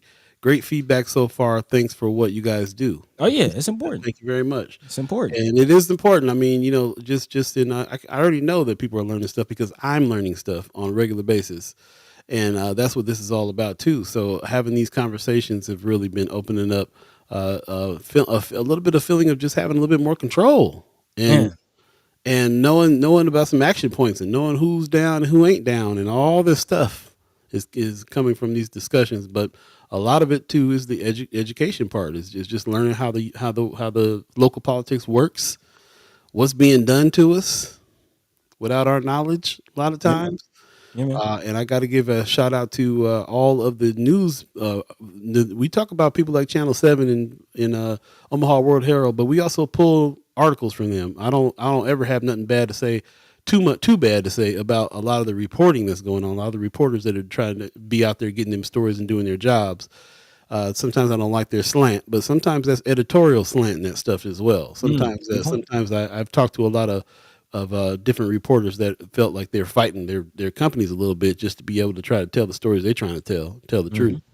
So, but You like shout to out to see. everybody who's out here getting the news, man. That's where we get our news to be able to figure out what we're going to talk about here too. On top of the stuff that we talk about and bring to everybody's attention and you, the Chad Chimers, bring to our attention. So, yeah, I mean, there's a lot to this, and I think that we find a good balance of being able to inform, educate, and have conversations that lead to action. Yeah. Yep, Kind of yep. in the chat, But to that point, I do want to dive into this Lincoln story. because that goes right along with what's going on with that. We're talking about radio. We're talking about having important conversations, and apparently out of Lincoln, which we always feel is ahead of Omaha, but there's a specific Lincoln station that just fired a gentleman for having what a lot of people felt like were progressive conversations on the airwaves. Can't I'm talking have that. about KLIN out of Lincoln, aka 99.3 FM. And apparently, brother Dan Parsons was recently fired, kind of sidelined for having some conversations. Again, 10 months, Dan Parsons has been on the airwaves. This is coming out of the Lincoln Journal Star. And says that he tried cutting against the grain by hosting a talk radio show that stressed, quote unquote, lifting up instead of tearing down, and truth over tribalism, something that we try to capture here on First Sky Omaha. He says, I thought we were taking radio in a different direction, but apparently that wasn't enough. Parsons said that there was no warning, that he had no idea that the end was nigh. And the station's management agreed that his termination actually had nothing to do with anything that he had done. But again, Amy Graham, who's KLIN's general manager, said, we've just chosen to go in a different direction. So very, very interesting. This article does not actually get into the details of why they chose to go into whatever direction it is that they're choosing to go into. But the fact that, again, this is somebody who was having similar conversations to what we're having here, and they were ultimately fired, kind of sidelined, it sounds like, is kind of concerning. And he says, I learned that there are a lot of great stories. There are a lot of great leaders here. I just love the variety of what we were able to do for 10 months. I learned that this city is everything that I thought it was in my experience of being a lifelong resident. And he says, certainly I brought a different style to the airwaves. Again, that's something that we try to do. So when we hear about situations like this, where, an individual, kind of like mine is fired and cut off from doing what they're trying to do, we kind of raise our eyebrows. It is definitely concerning. We've kind of been in similar situations, kind of seeing the end of Mind and Soul happen. To be honest, like that, we were kind of sidelined by that as well. We had the locks changed on us as far as the Mind and Soul situation, which is why, First Sky Omaha was born, because we had to pivot and keep doing what it is that we were doing.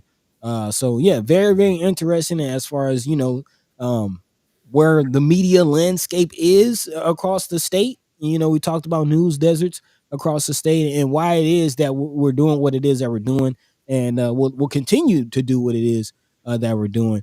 But again, very, very interesting situation, and reminding y'all that we own this here. We own this. So yeah.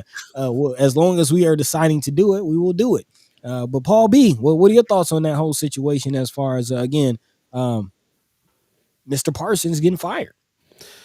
Yeah, it's concerning. We know that media is still the most powerful thing, and if we don't control our own media, we're in trouble. And we happen to live in a state that has more stations, more radio stations that lean a certain way than don't.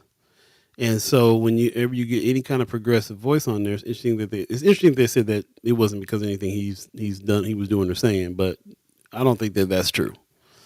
I think it was absolutely because he had a different kind of stand on things. Sean McCarthy in the chat is saying, K fascist AB allowed Chris Baker, who spewed a ton of racist stuff, to be on the air for at least 3 years. KLIN fires a host that worked in creating a positive environment after 10 months. Yeah. And I've heard a few chat charmers say that they actually listened to Dan Parsons' show a couple of times and Really? Enjoyed his conversations. Yeah, I'm hearing good things about what Dan Parsons was doing out in Lincoln. And again, we always consider Lincoln, the area, to be of more progressive. There's a lot of good things that they're doing with affordable housing, actually, an actionable affordable housing plan put out, and some other things that they did as a city. But yeah, this is very interesting. Also, given the fact that Dan Parsons' time slot, on the station followed Sean Hannity, who was a former former Fox correspondent. So the fact that he was fired, it's very interesting. And I have to agree with you, Paul. Again, they say it's not something he did, but why just fire somebody if it's working? Why if it's not broke, why fix it? The two radio stations that I consider exist out here are 95.7 The Boss and KIOS that holds the NPR station in town. And there's a couple other ones. There's a 89.7 The River out of Iowa that plays mostly rock music, and they don't really do too much news and things like that. But they're one of the biggest signals out here. And then of course there's the 106.9 that's the power station that is iHeart. So iHeart Radio is huge out here. Everything else is really kind of like AM right wing stations. And Mhm. KFAB is the biggest one. I remember when we were working with Michael Scott back in the day, he used to say that he listened to KFAB all the time because he got to know what what they're saying, so Mhm. that he can rebut.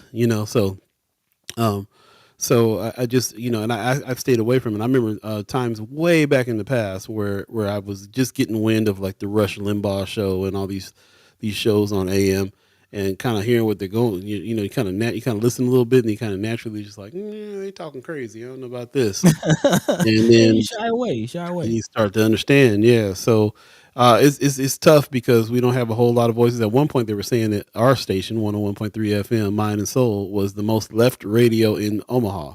Mhm. So, and we actually got some kind of backlash and people knocking on the door at the Malcolm X Memorial Foundation, talking, mad at us for saying what we were saying on there. So, Some things uh, about Trump.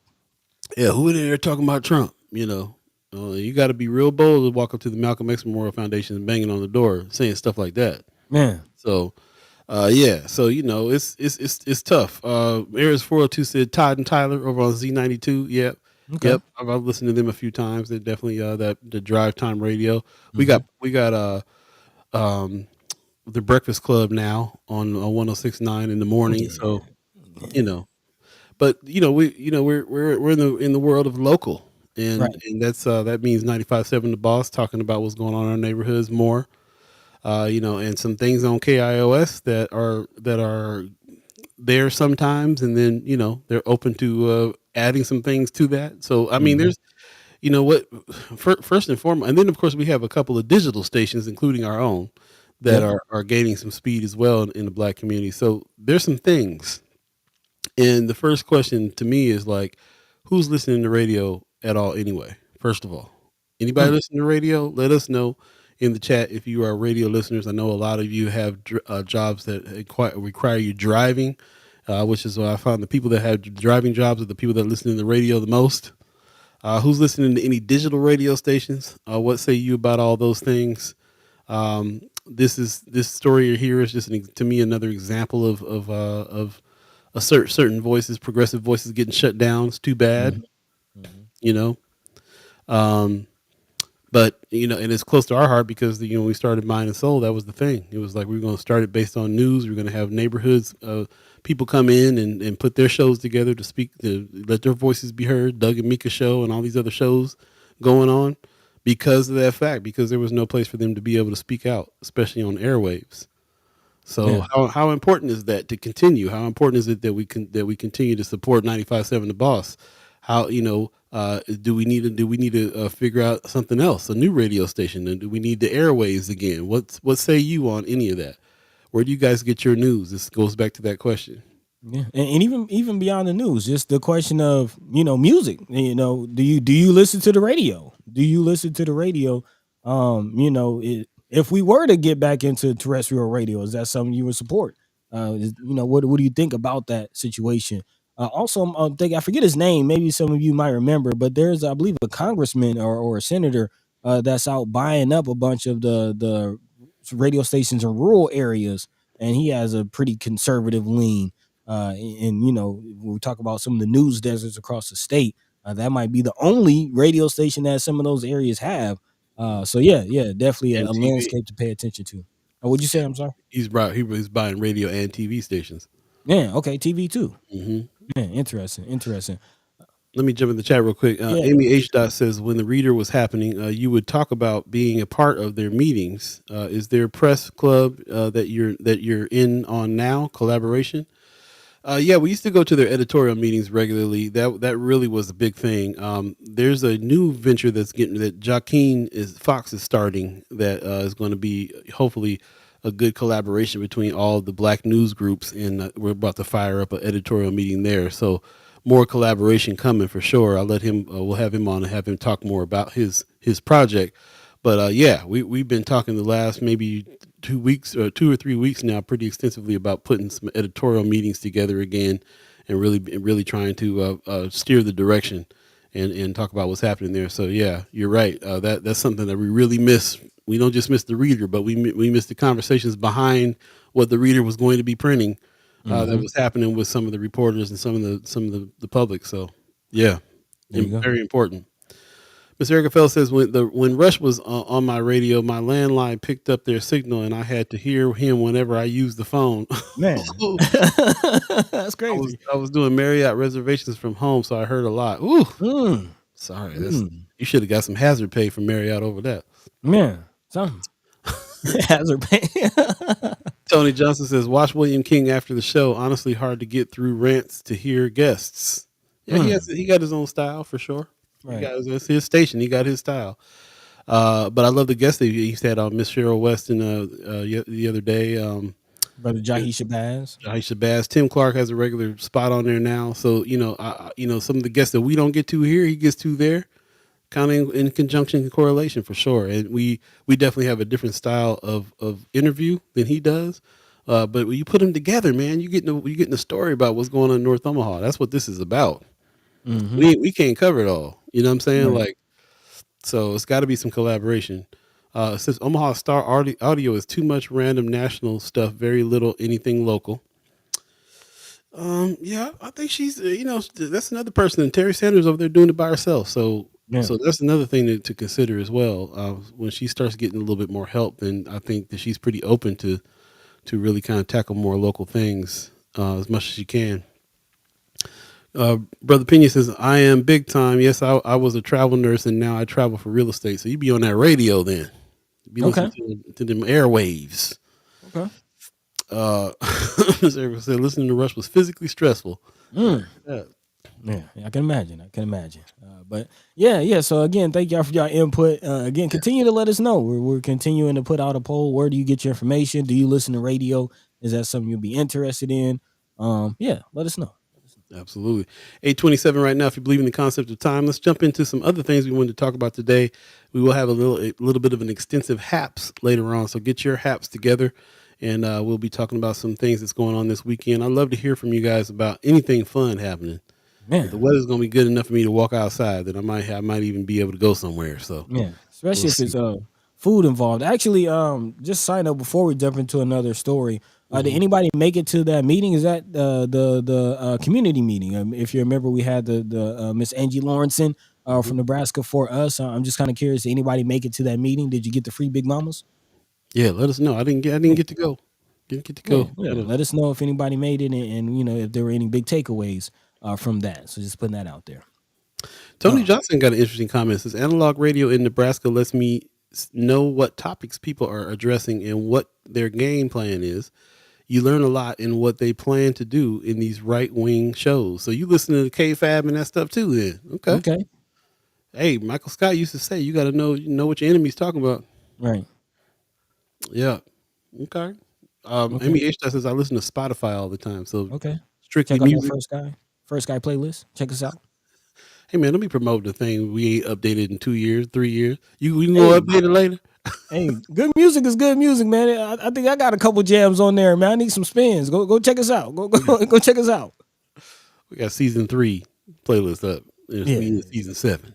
yeah. Yeah, we'll get on it. We'll get on it. Appreciate it. Amy H. Do you also listen to like podcasts and stuff like that on Spotify, or just music all the time?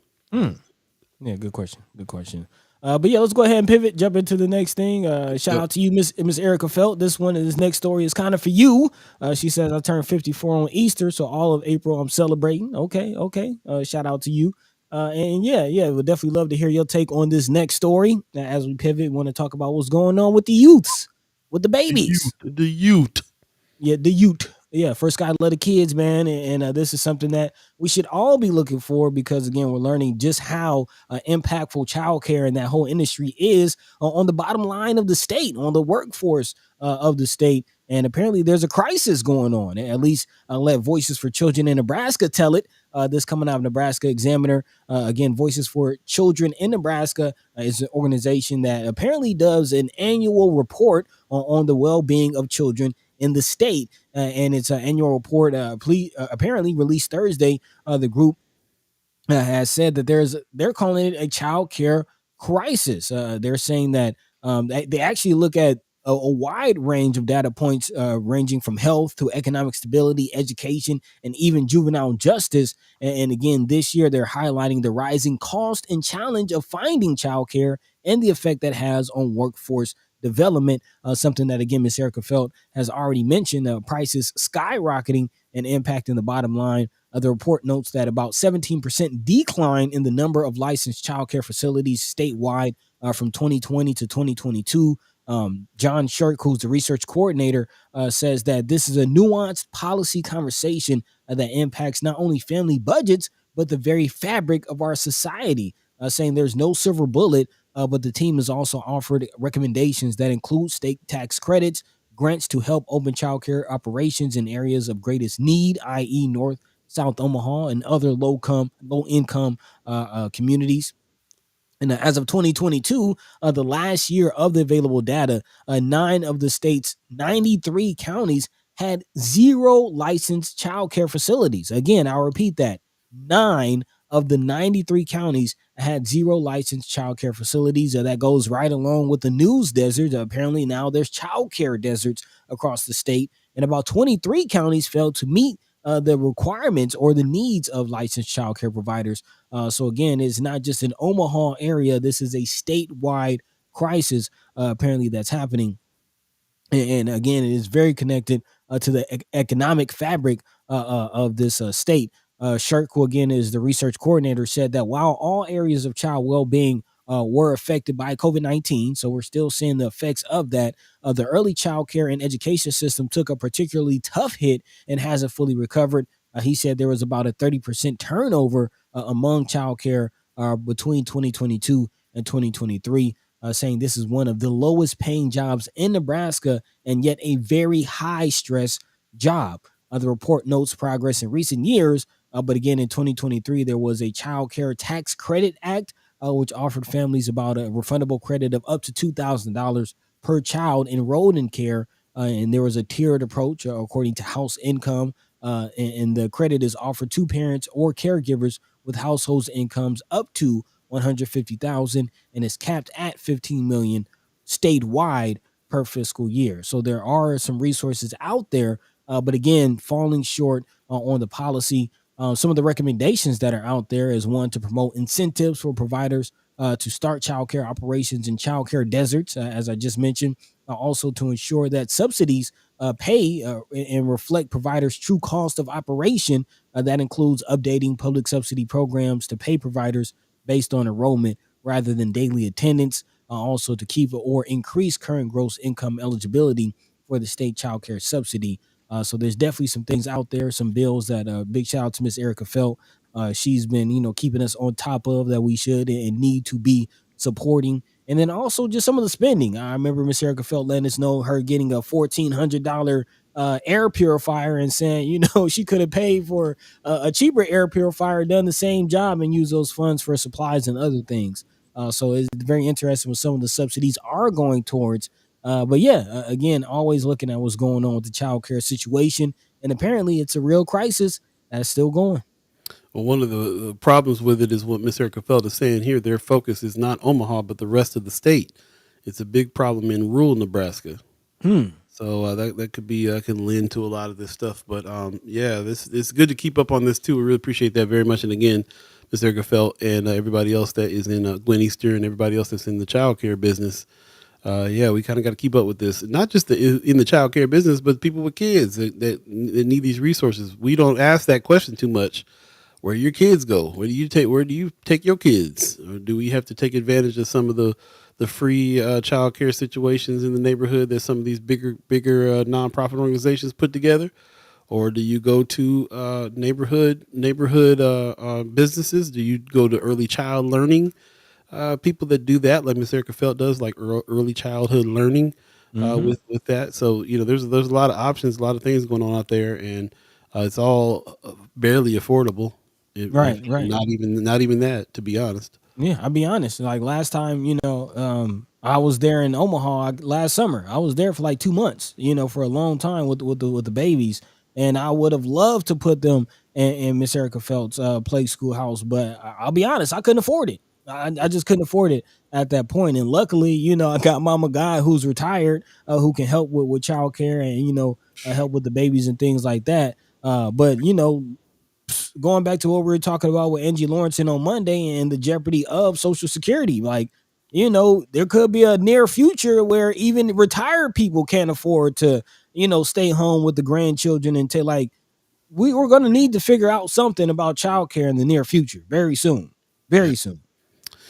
Ms. Erica Felt says many providers raised their rates when those credits were given to parents. Oh, I didn't even think about that. She says now that parents don't have that credit, the rates aren't going back down. Right. Mm, That's interesting. mm, Yeah, that's the inside take right there for real. man, man. She's also saying the federal government required were be paid by enrollment and not attendance since 2013. Nebraska is still in default. Phew. She says the remedy to that the feds can pull their funding, which would affect Head Start and all programs that take the Title XX child care subsidy. So they haven't done it. Okay. So the remedy that the feds can pull their funding, which would affect the Head Start and all programs that take Title 10 It's or funny. Title 20 child care subsidy. So they haven't done it. Okay, man. Um, this is one of them longer conversations. That's for sure. Yeah, man. There's some nuance to this as well. I appreciate your insights there, for sure. Um, what can be what's the next steps? Like when I start, you already know who. Like I feel my pattern on this show where I go, okay, I'm overwhelmed. Let's get to the what can we do? What's the next Mm, step? You know what I mean? Like hmm problems Well, deep and nuanced. yeah, it seems like the conversation is policy. It really stems down to policy. Um, yeah, in subsidy. It just seems like that's one of the things that government is going to have to help with because you can't necessarily. We talked about this in the past as far as um who does it fall on? Whose shoulders does it fall on? If the parents, aren't making enough to be able to afford it, um, are the corporations supposed to offer childcare for their employees? Because this is a workforce development situation. People don't have anywhere to take their children, especially with the public school situation, the way it looking like the way it is. We just talked about Lincoln possibly having to close down programs and having the opportunity or the possibility of losing funds. Like, you kind of look at things again. We're gonna have to figure out something very soon. If schools are going to be closing down, programs like special needs in the schools are going to be closing down. People can't afford to send their students or their children to daycare, and they have to go to work. What are they going to do? What's going to happen with the youth? So yeah, as far as solutions, it kind of does whittle down to policy. There has to be some kind of subsidy. There has to be some kind of policy that will either make childcare, free or more affordable. It Ain't seems gonna like happen. Guillermo. Go ahead. I'm not feeling that makes me nervous. We live in a state that mimics what the mayor what the governor of Iowa said. They don't want this safety net to turn into a hammock. Mm-hmm. They're not about to start. It's just, I don't see policy passing where they're going to be giving free child care. What I do see though is major organizations like Sherwood Foundation that are putting uh, uh, they're coming in to try to solve that problem and offering like free childcare and all the other things that's happening. That's been something that we haven't really kept in the conversation here, but that's been part of it. That's what Gwen Easter is always talking about too. Is like, we talked a little bit about some of those organizations, what they're doing, how that works, how they can be in our neighborhoods offering free. A lot of people got to take that free, but what that actually means And there's a to me, like, we're in a state that doesn't want to help people, and Mm. then we're also a nonprofit town that has all these nonprofits pop up to solve these kinds of problems, to make the things free and so on. But they always come with a price too, And strings. and strings. Miss Erica Phil says, I have an employee starting next month, so then I'll be happy to come on and speak action points without distractions. Okay. Okay. Okay. Yeah. I mean, she's She had with the kids baby stabbing her in girl, the hand and all kinds of stuff last time she came on the show. She was, she juggling was a lot. she was holding 3 babies and spinning plates and feeding somebody and talking to us and getting stabbed in the leg and all kinds of stuff last time she came on the show. No, I'm just messing with Hair pulled, all that. you. And it No, was well, interesting to watch her handle all that too while she was yeah, talking. no, real Tough job. juggling act. Real Tough juggling job. act. Yeah. I do want to acknowledge Guillermo Pena's comment a couple times. The mention of universal pre-K says universal pre-K would help. I'm not familiar with universal pre-K. Well, is that free childcare, or what is that? Is that similar to Head Start? What is that? Yeah. Well, we don't have it here, whatever it is, right? I guess not. I guess not. Tony Johnson has an interesting question in the chat as well. Has remote work in Omaha benefited or hurt daycare? Good question. And it's a great question. And quite honestly, I don't know. Miss Erica Fell, Sister Gwen Easter, what do you think? Miss Erica Fell says, Tony, for older children who can function independently, but younger children still must go to child care, and most employers require it for productivity.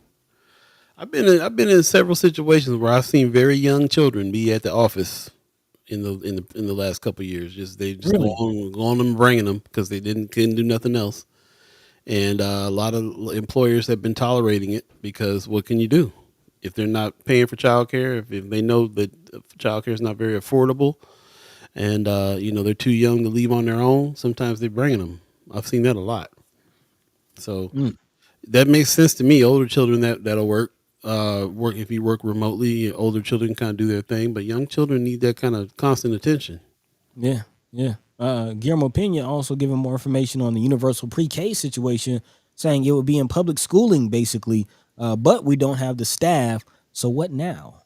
Good question. Good question. Again, we talked about the corporations. I think somebody else made a comment about that in the chat as far as Guillermo Pena saying corporations taking over the future of teaching.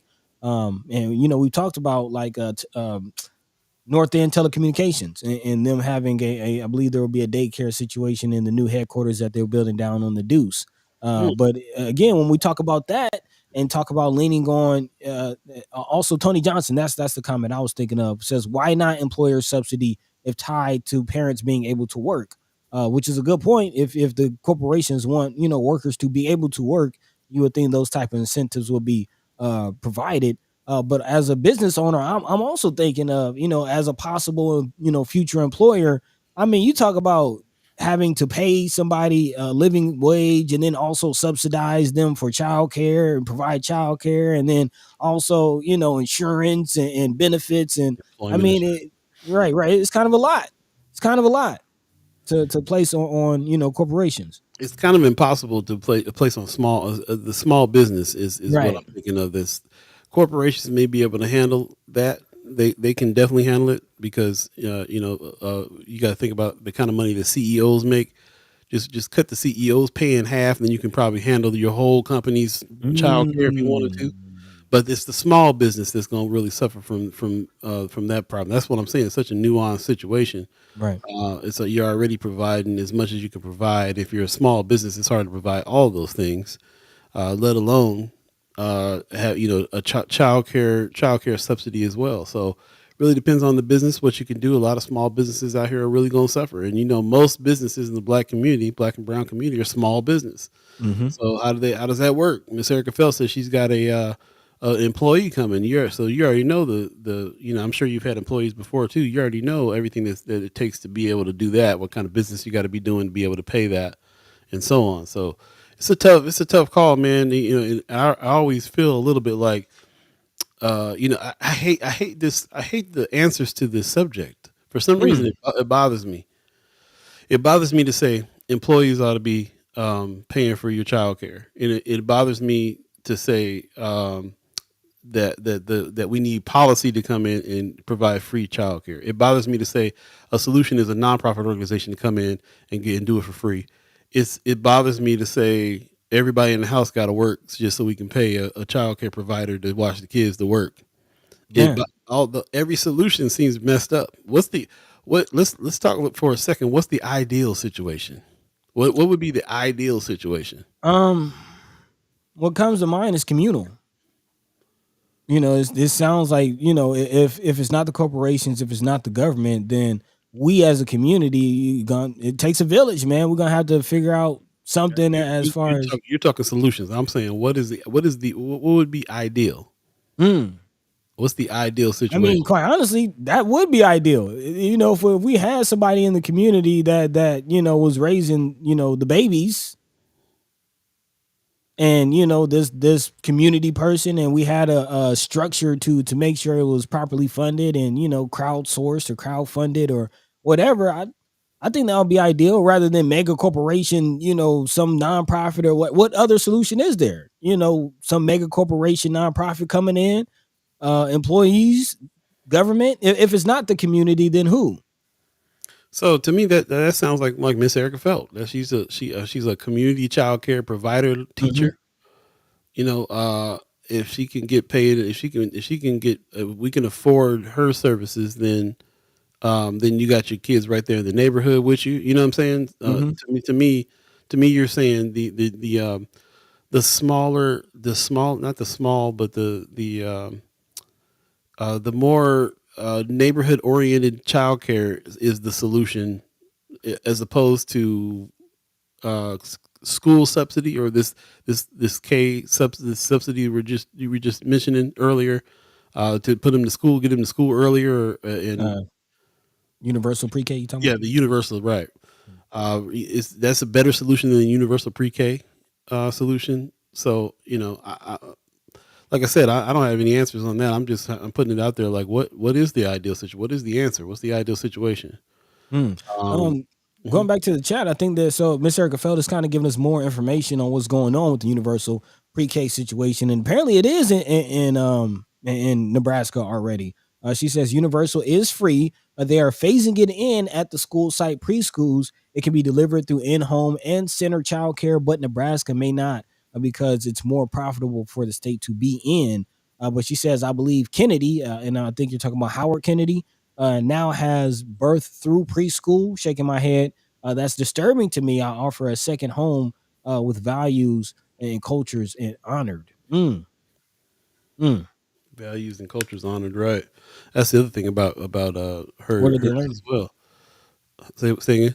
What are they learning? What are the babies being taught? Yeah, you're right. It's the assimilation Mm. discussion starts there too.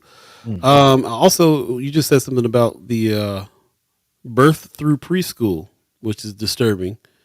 Yes, as soon as you have a baby, you're dropping them off at the daycare.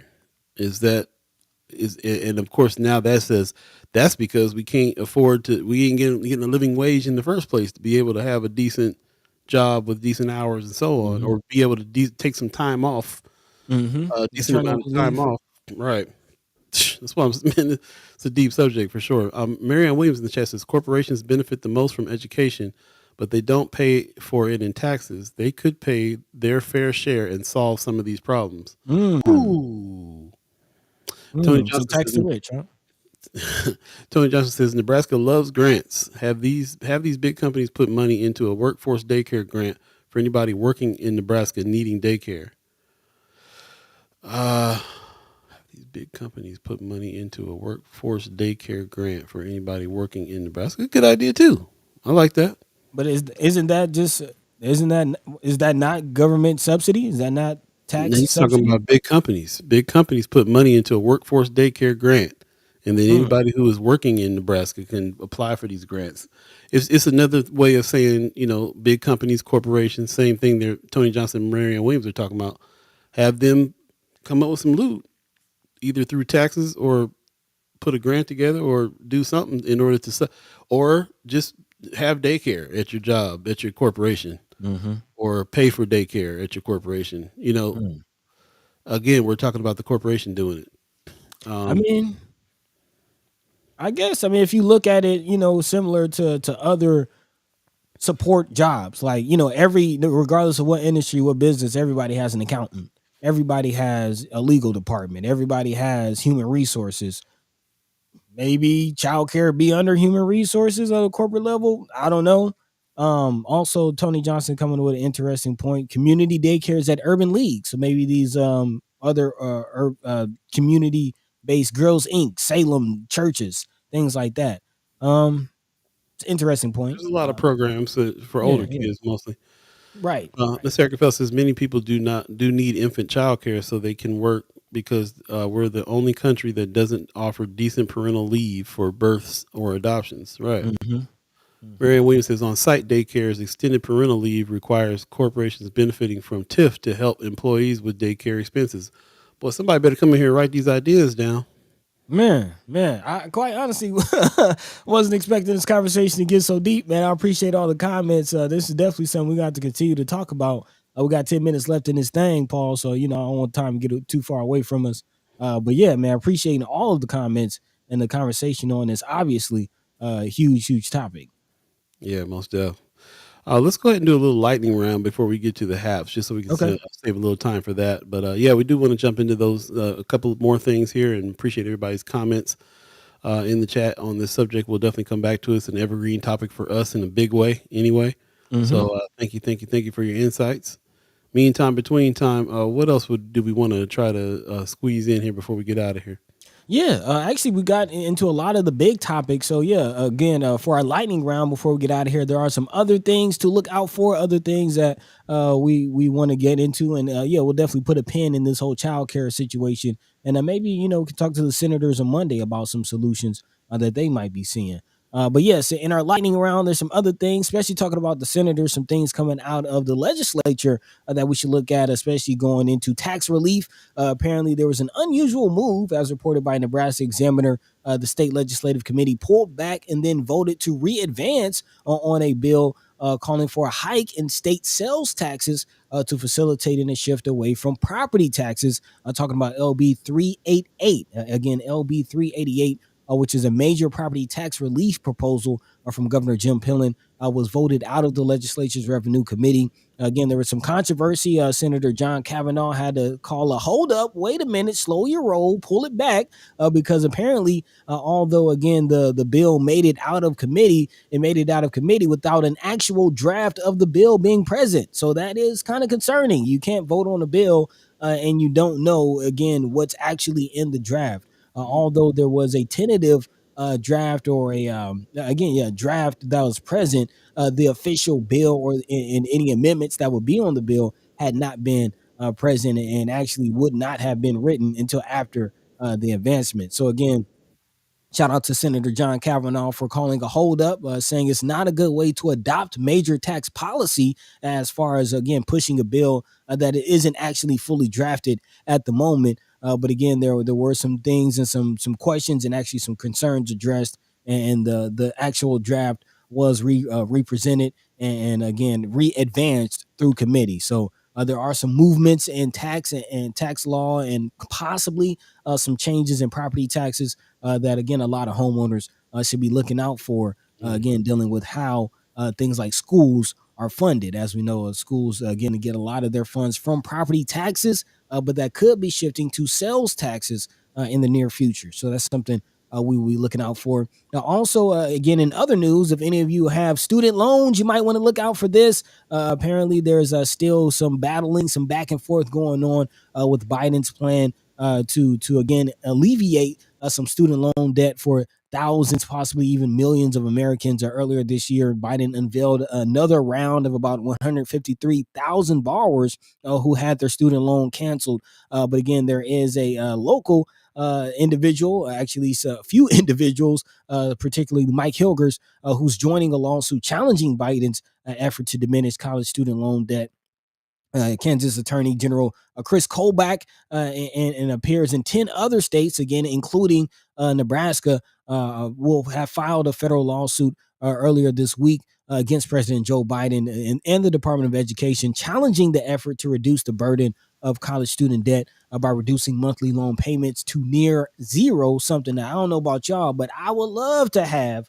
So yeah, they need to calm down with this lawsuit. The U.S. Supreme Court decided last year in a legal dispute involving a separate Biden student debt order that the president didn't have unilateral authority to delete financial obligations of college students. The nation's highest court said such opinion, such action required approval of Congress.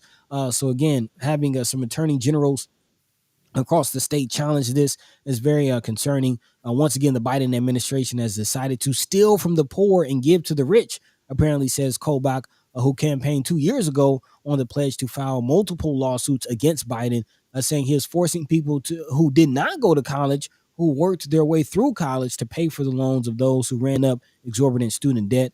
This coalition of Republican attorneys general will stand in the gap and stop Biden. So again, although Biden is moving forward with that plan, there's a few hurdles that he has to go over. So we'll definitely be keeping our eyes on that situation. Of course, our state is part of that lawsuit. Yep, of course. So yeah, if you have any issues with that, reach out to Mike Hilgers, Nebraska's Attorney General.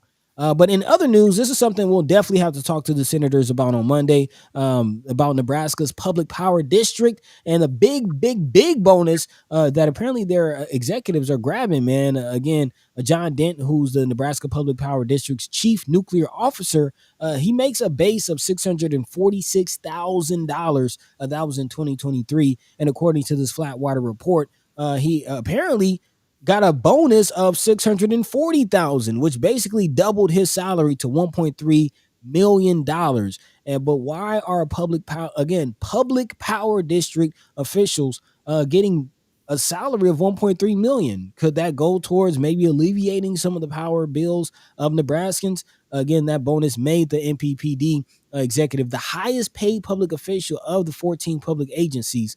Again, higher than even his boss.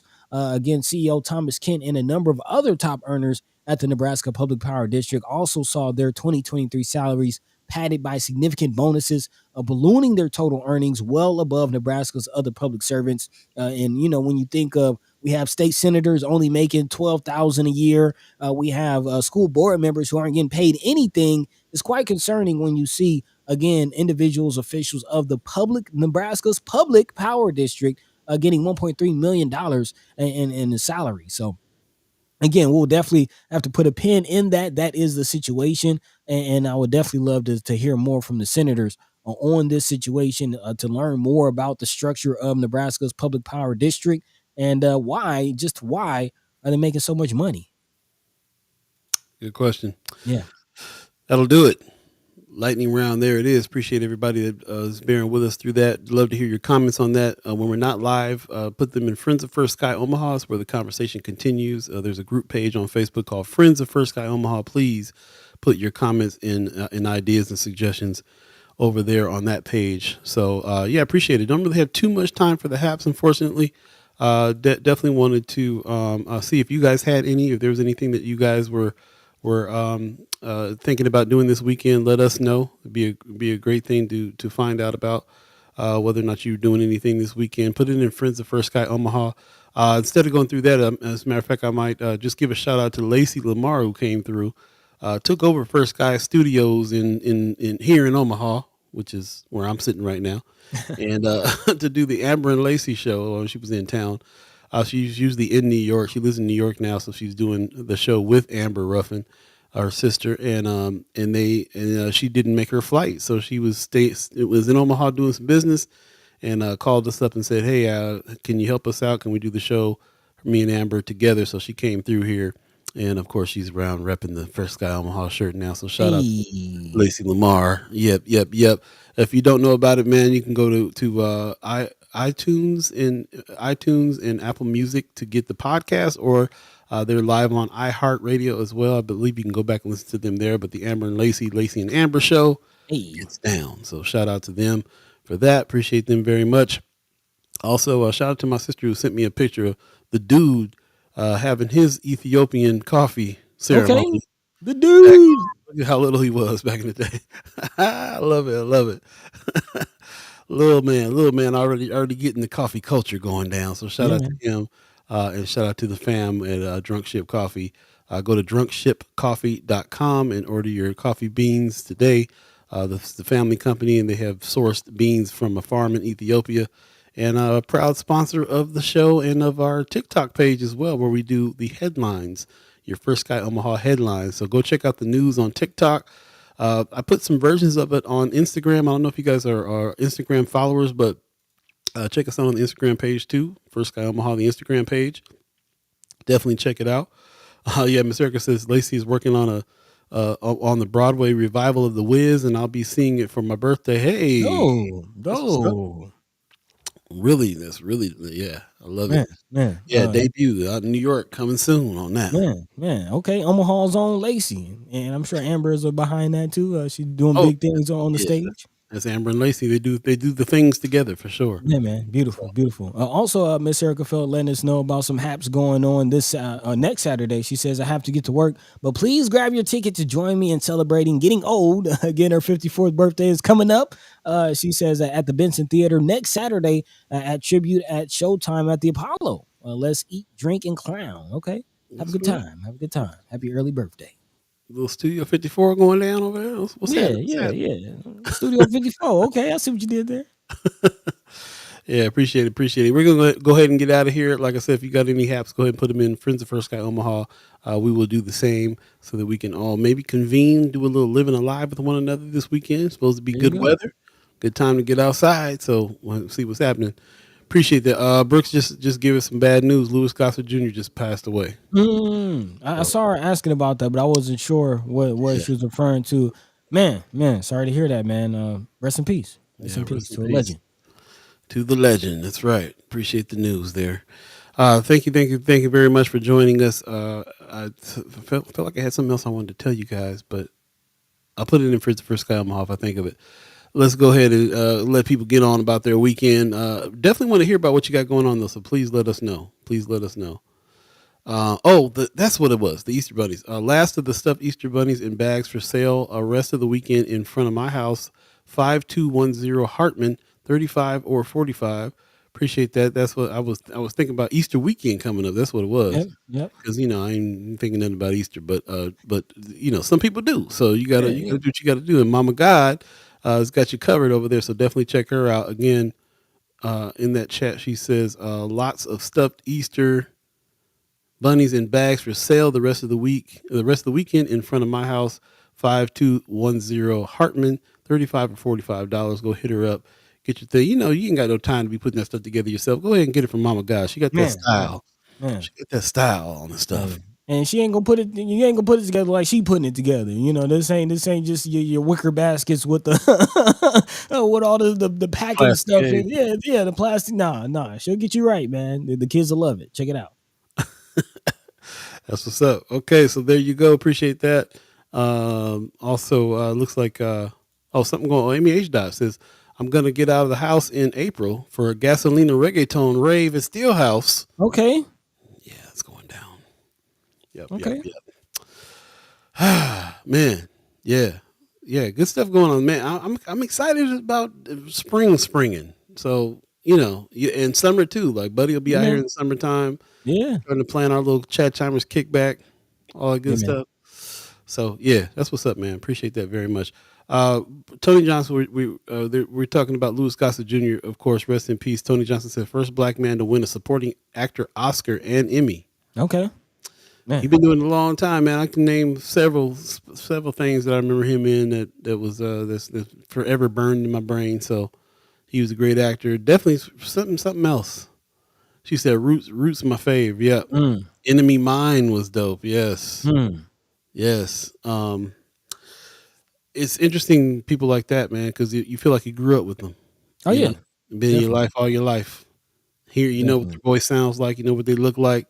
Never met them, but they're like family members sometimes. Like great uncles. Isn't that a trip? Yeah, man. Rest in peace. Rest in peace. Yep. Buddy, you got some words for the people? Man, big shout out to all of you, all the chat chimers, letting your minds be free, letting your voice be heard. Always appreciate these conversations. Again, very, very important conversations to have in the community, and we will continue to have them.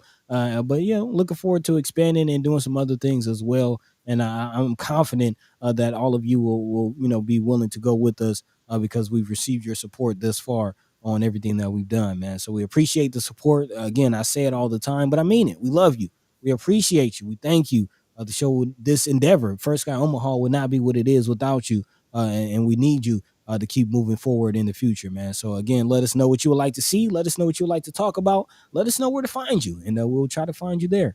In the meantime, between time, catch us on TikTok, find us on YouTube, find us on Facebook and Instagram, and also catch us right here on First Sky Omaha in the morning, Monday, Wednesday, and Friday from 7 to 9 a.m. Central, man. So we appreciate you. We love you, and peace. Right on, right on. Want to give thanks to the Omaha tribe elders for allowing us to be on this land and speak while we're here. Shout out to our elders for allowing us to speak before you, and shout out to you, the chat chimers, allowing us to speak with you.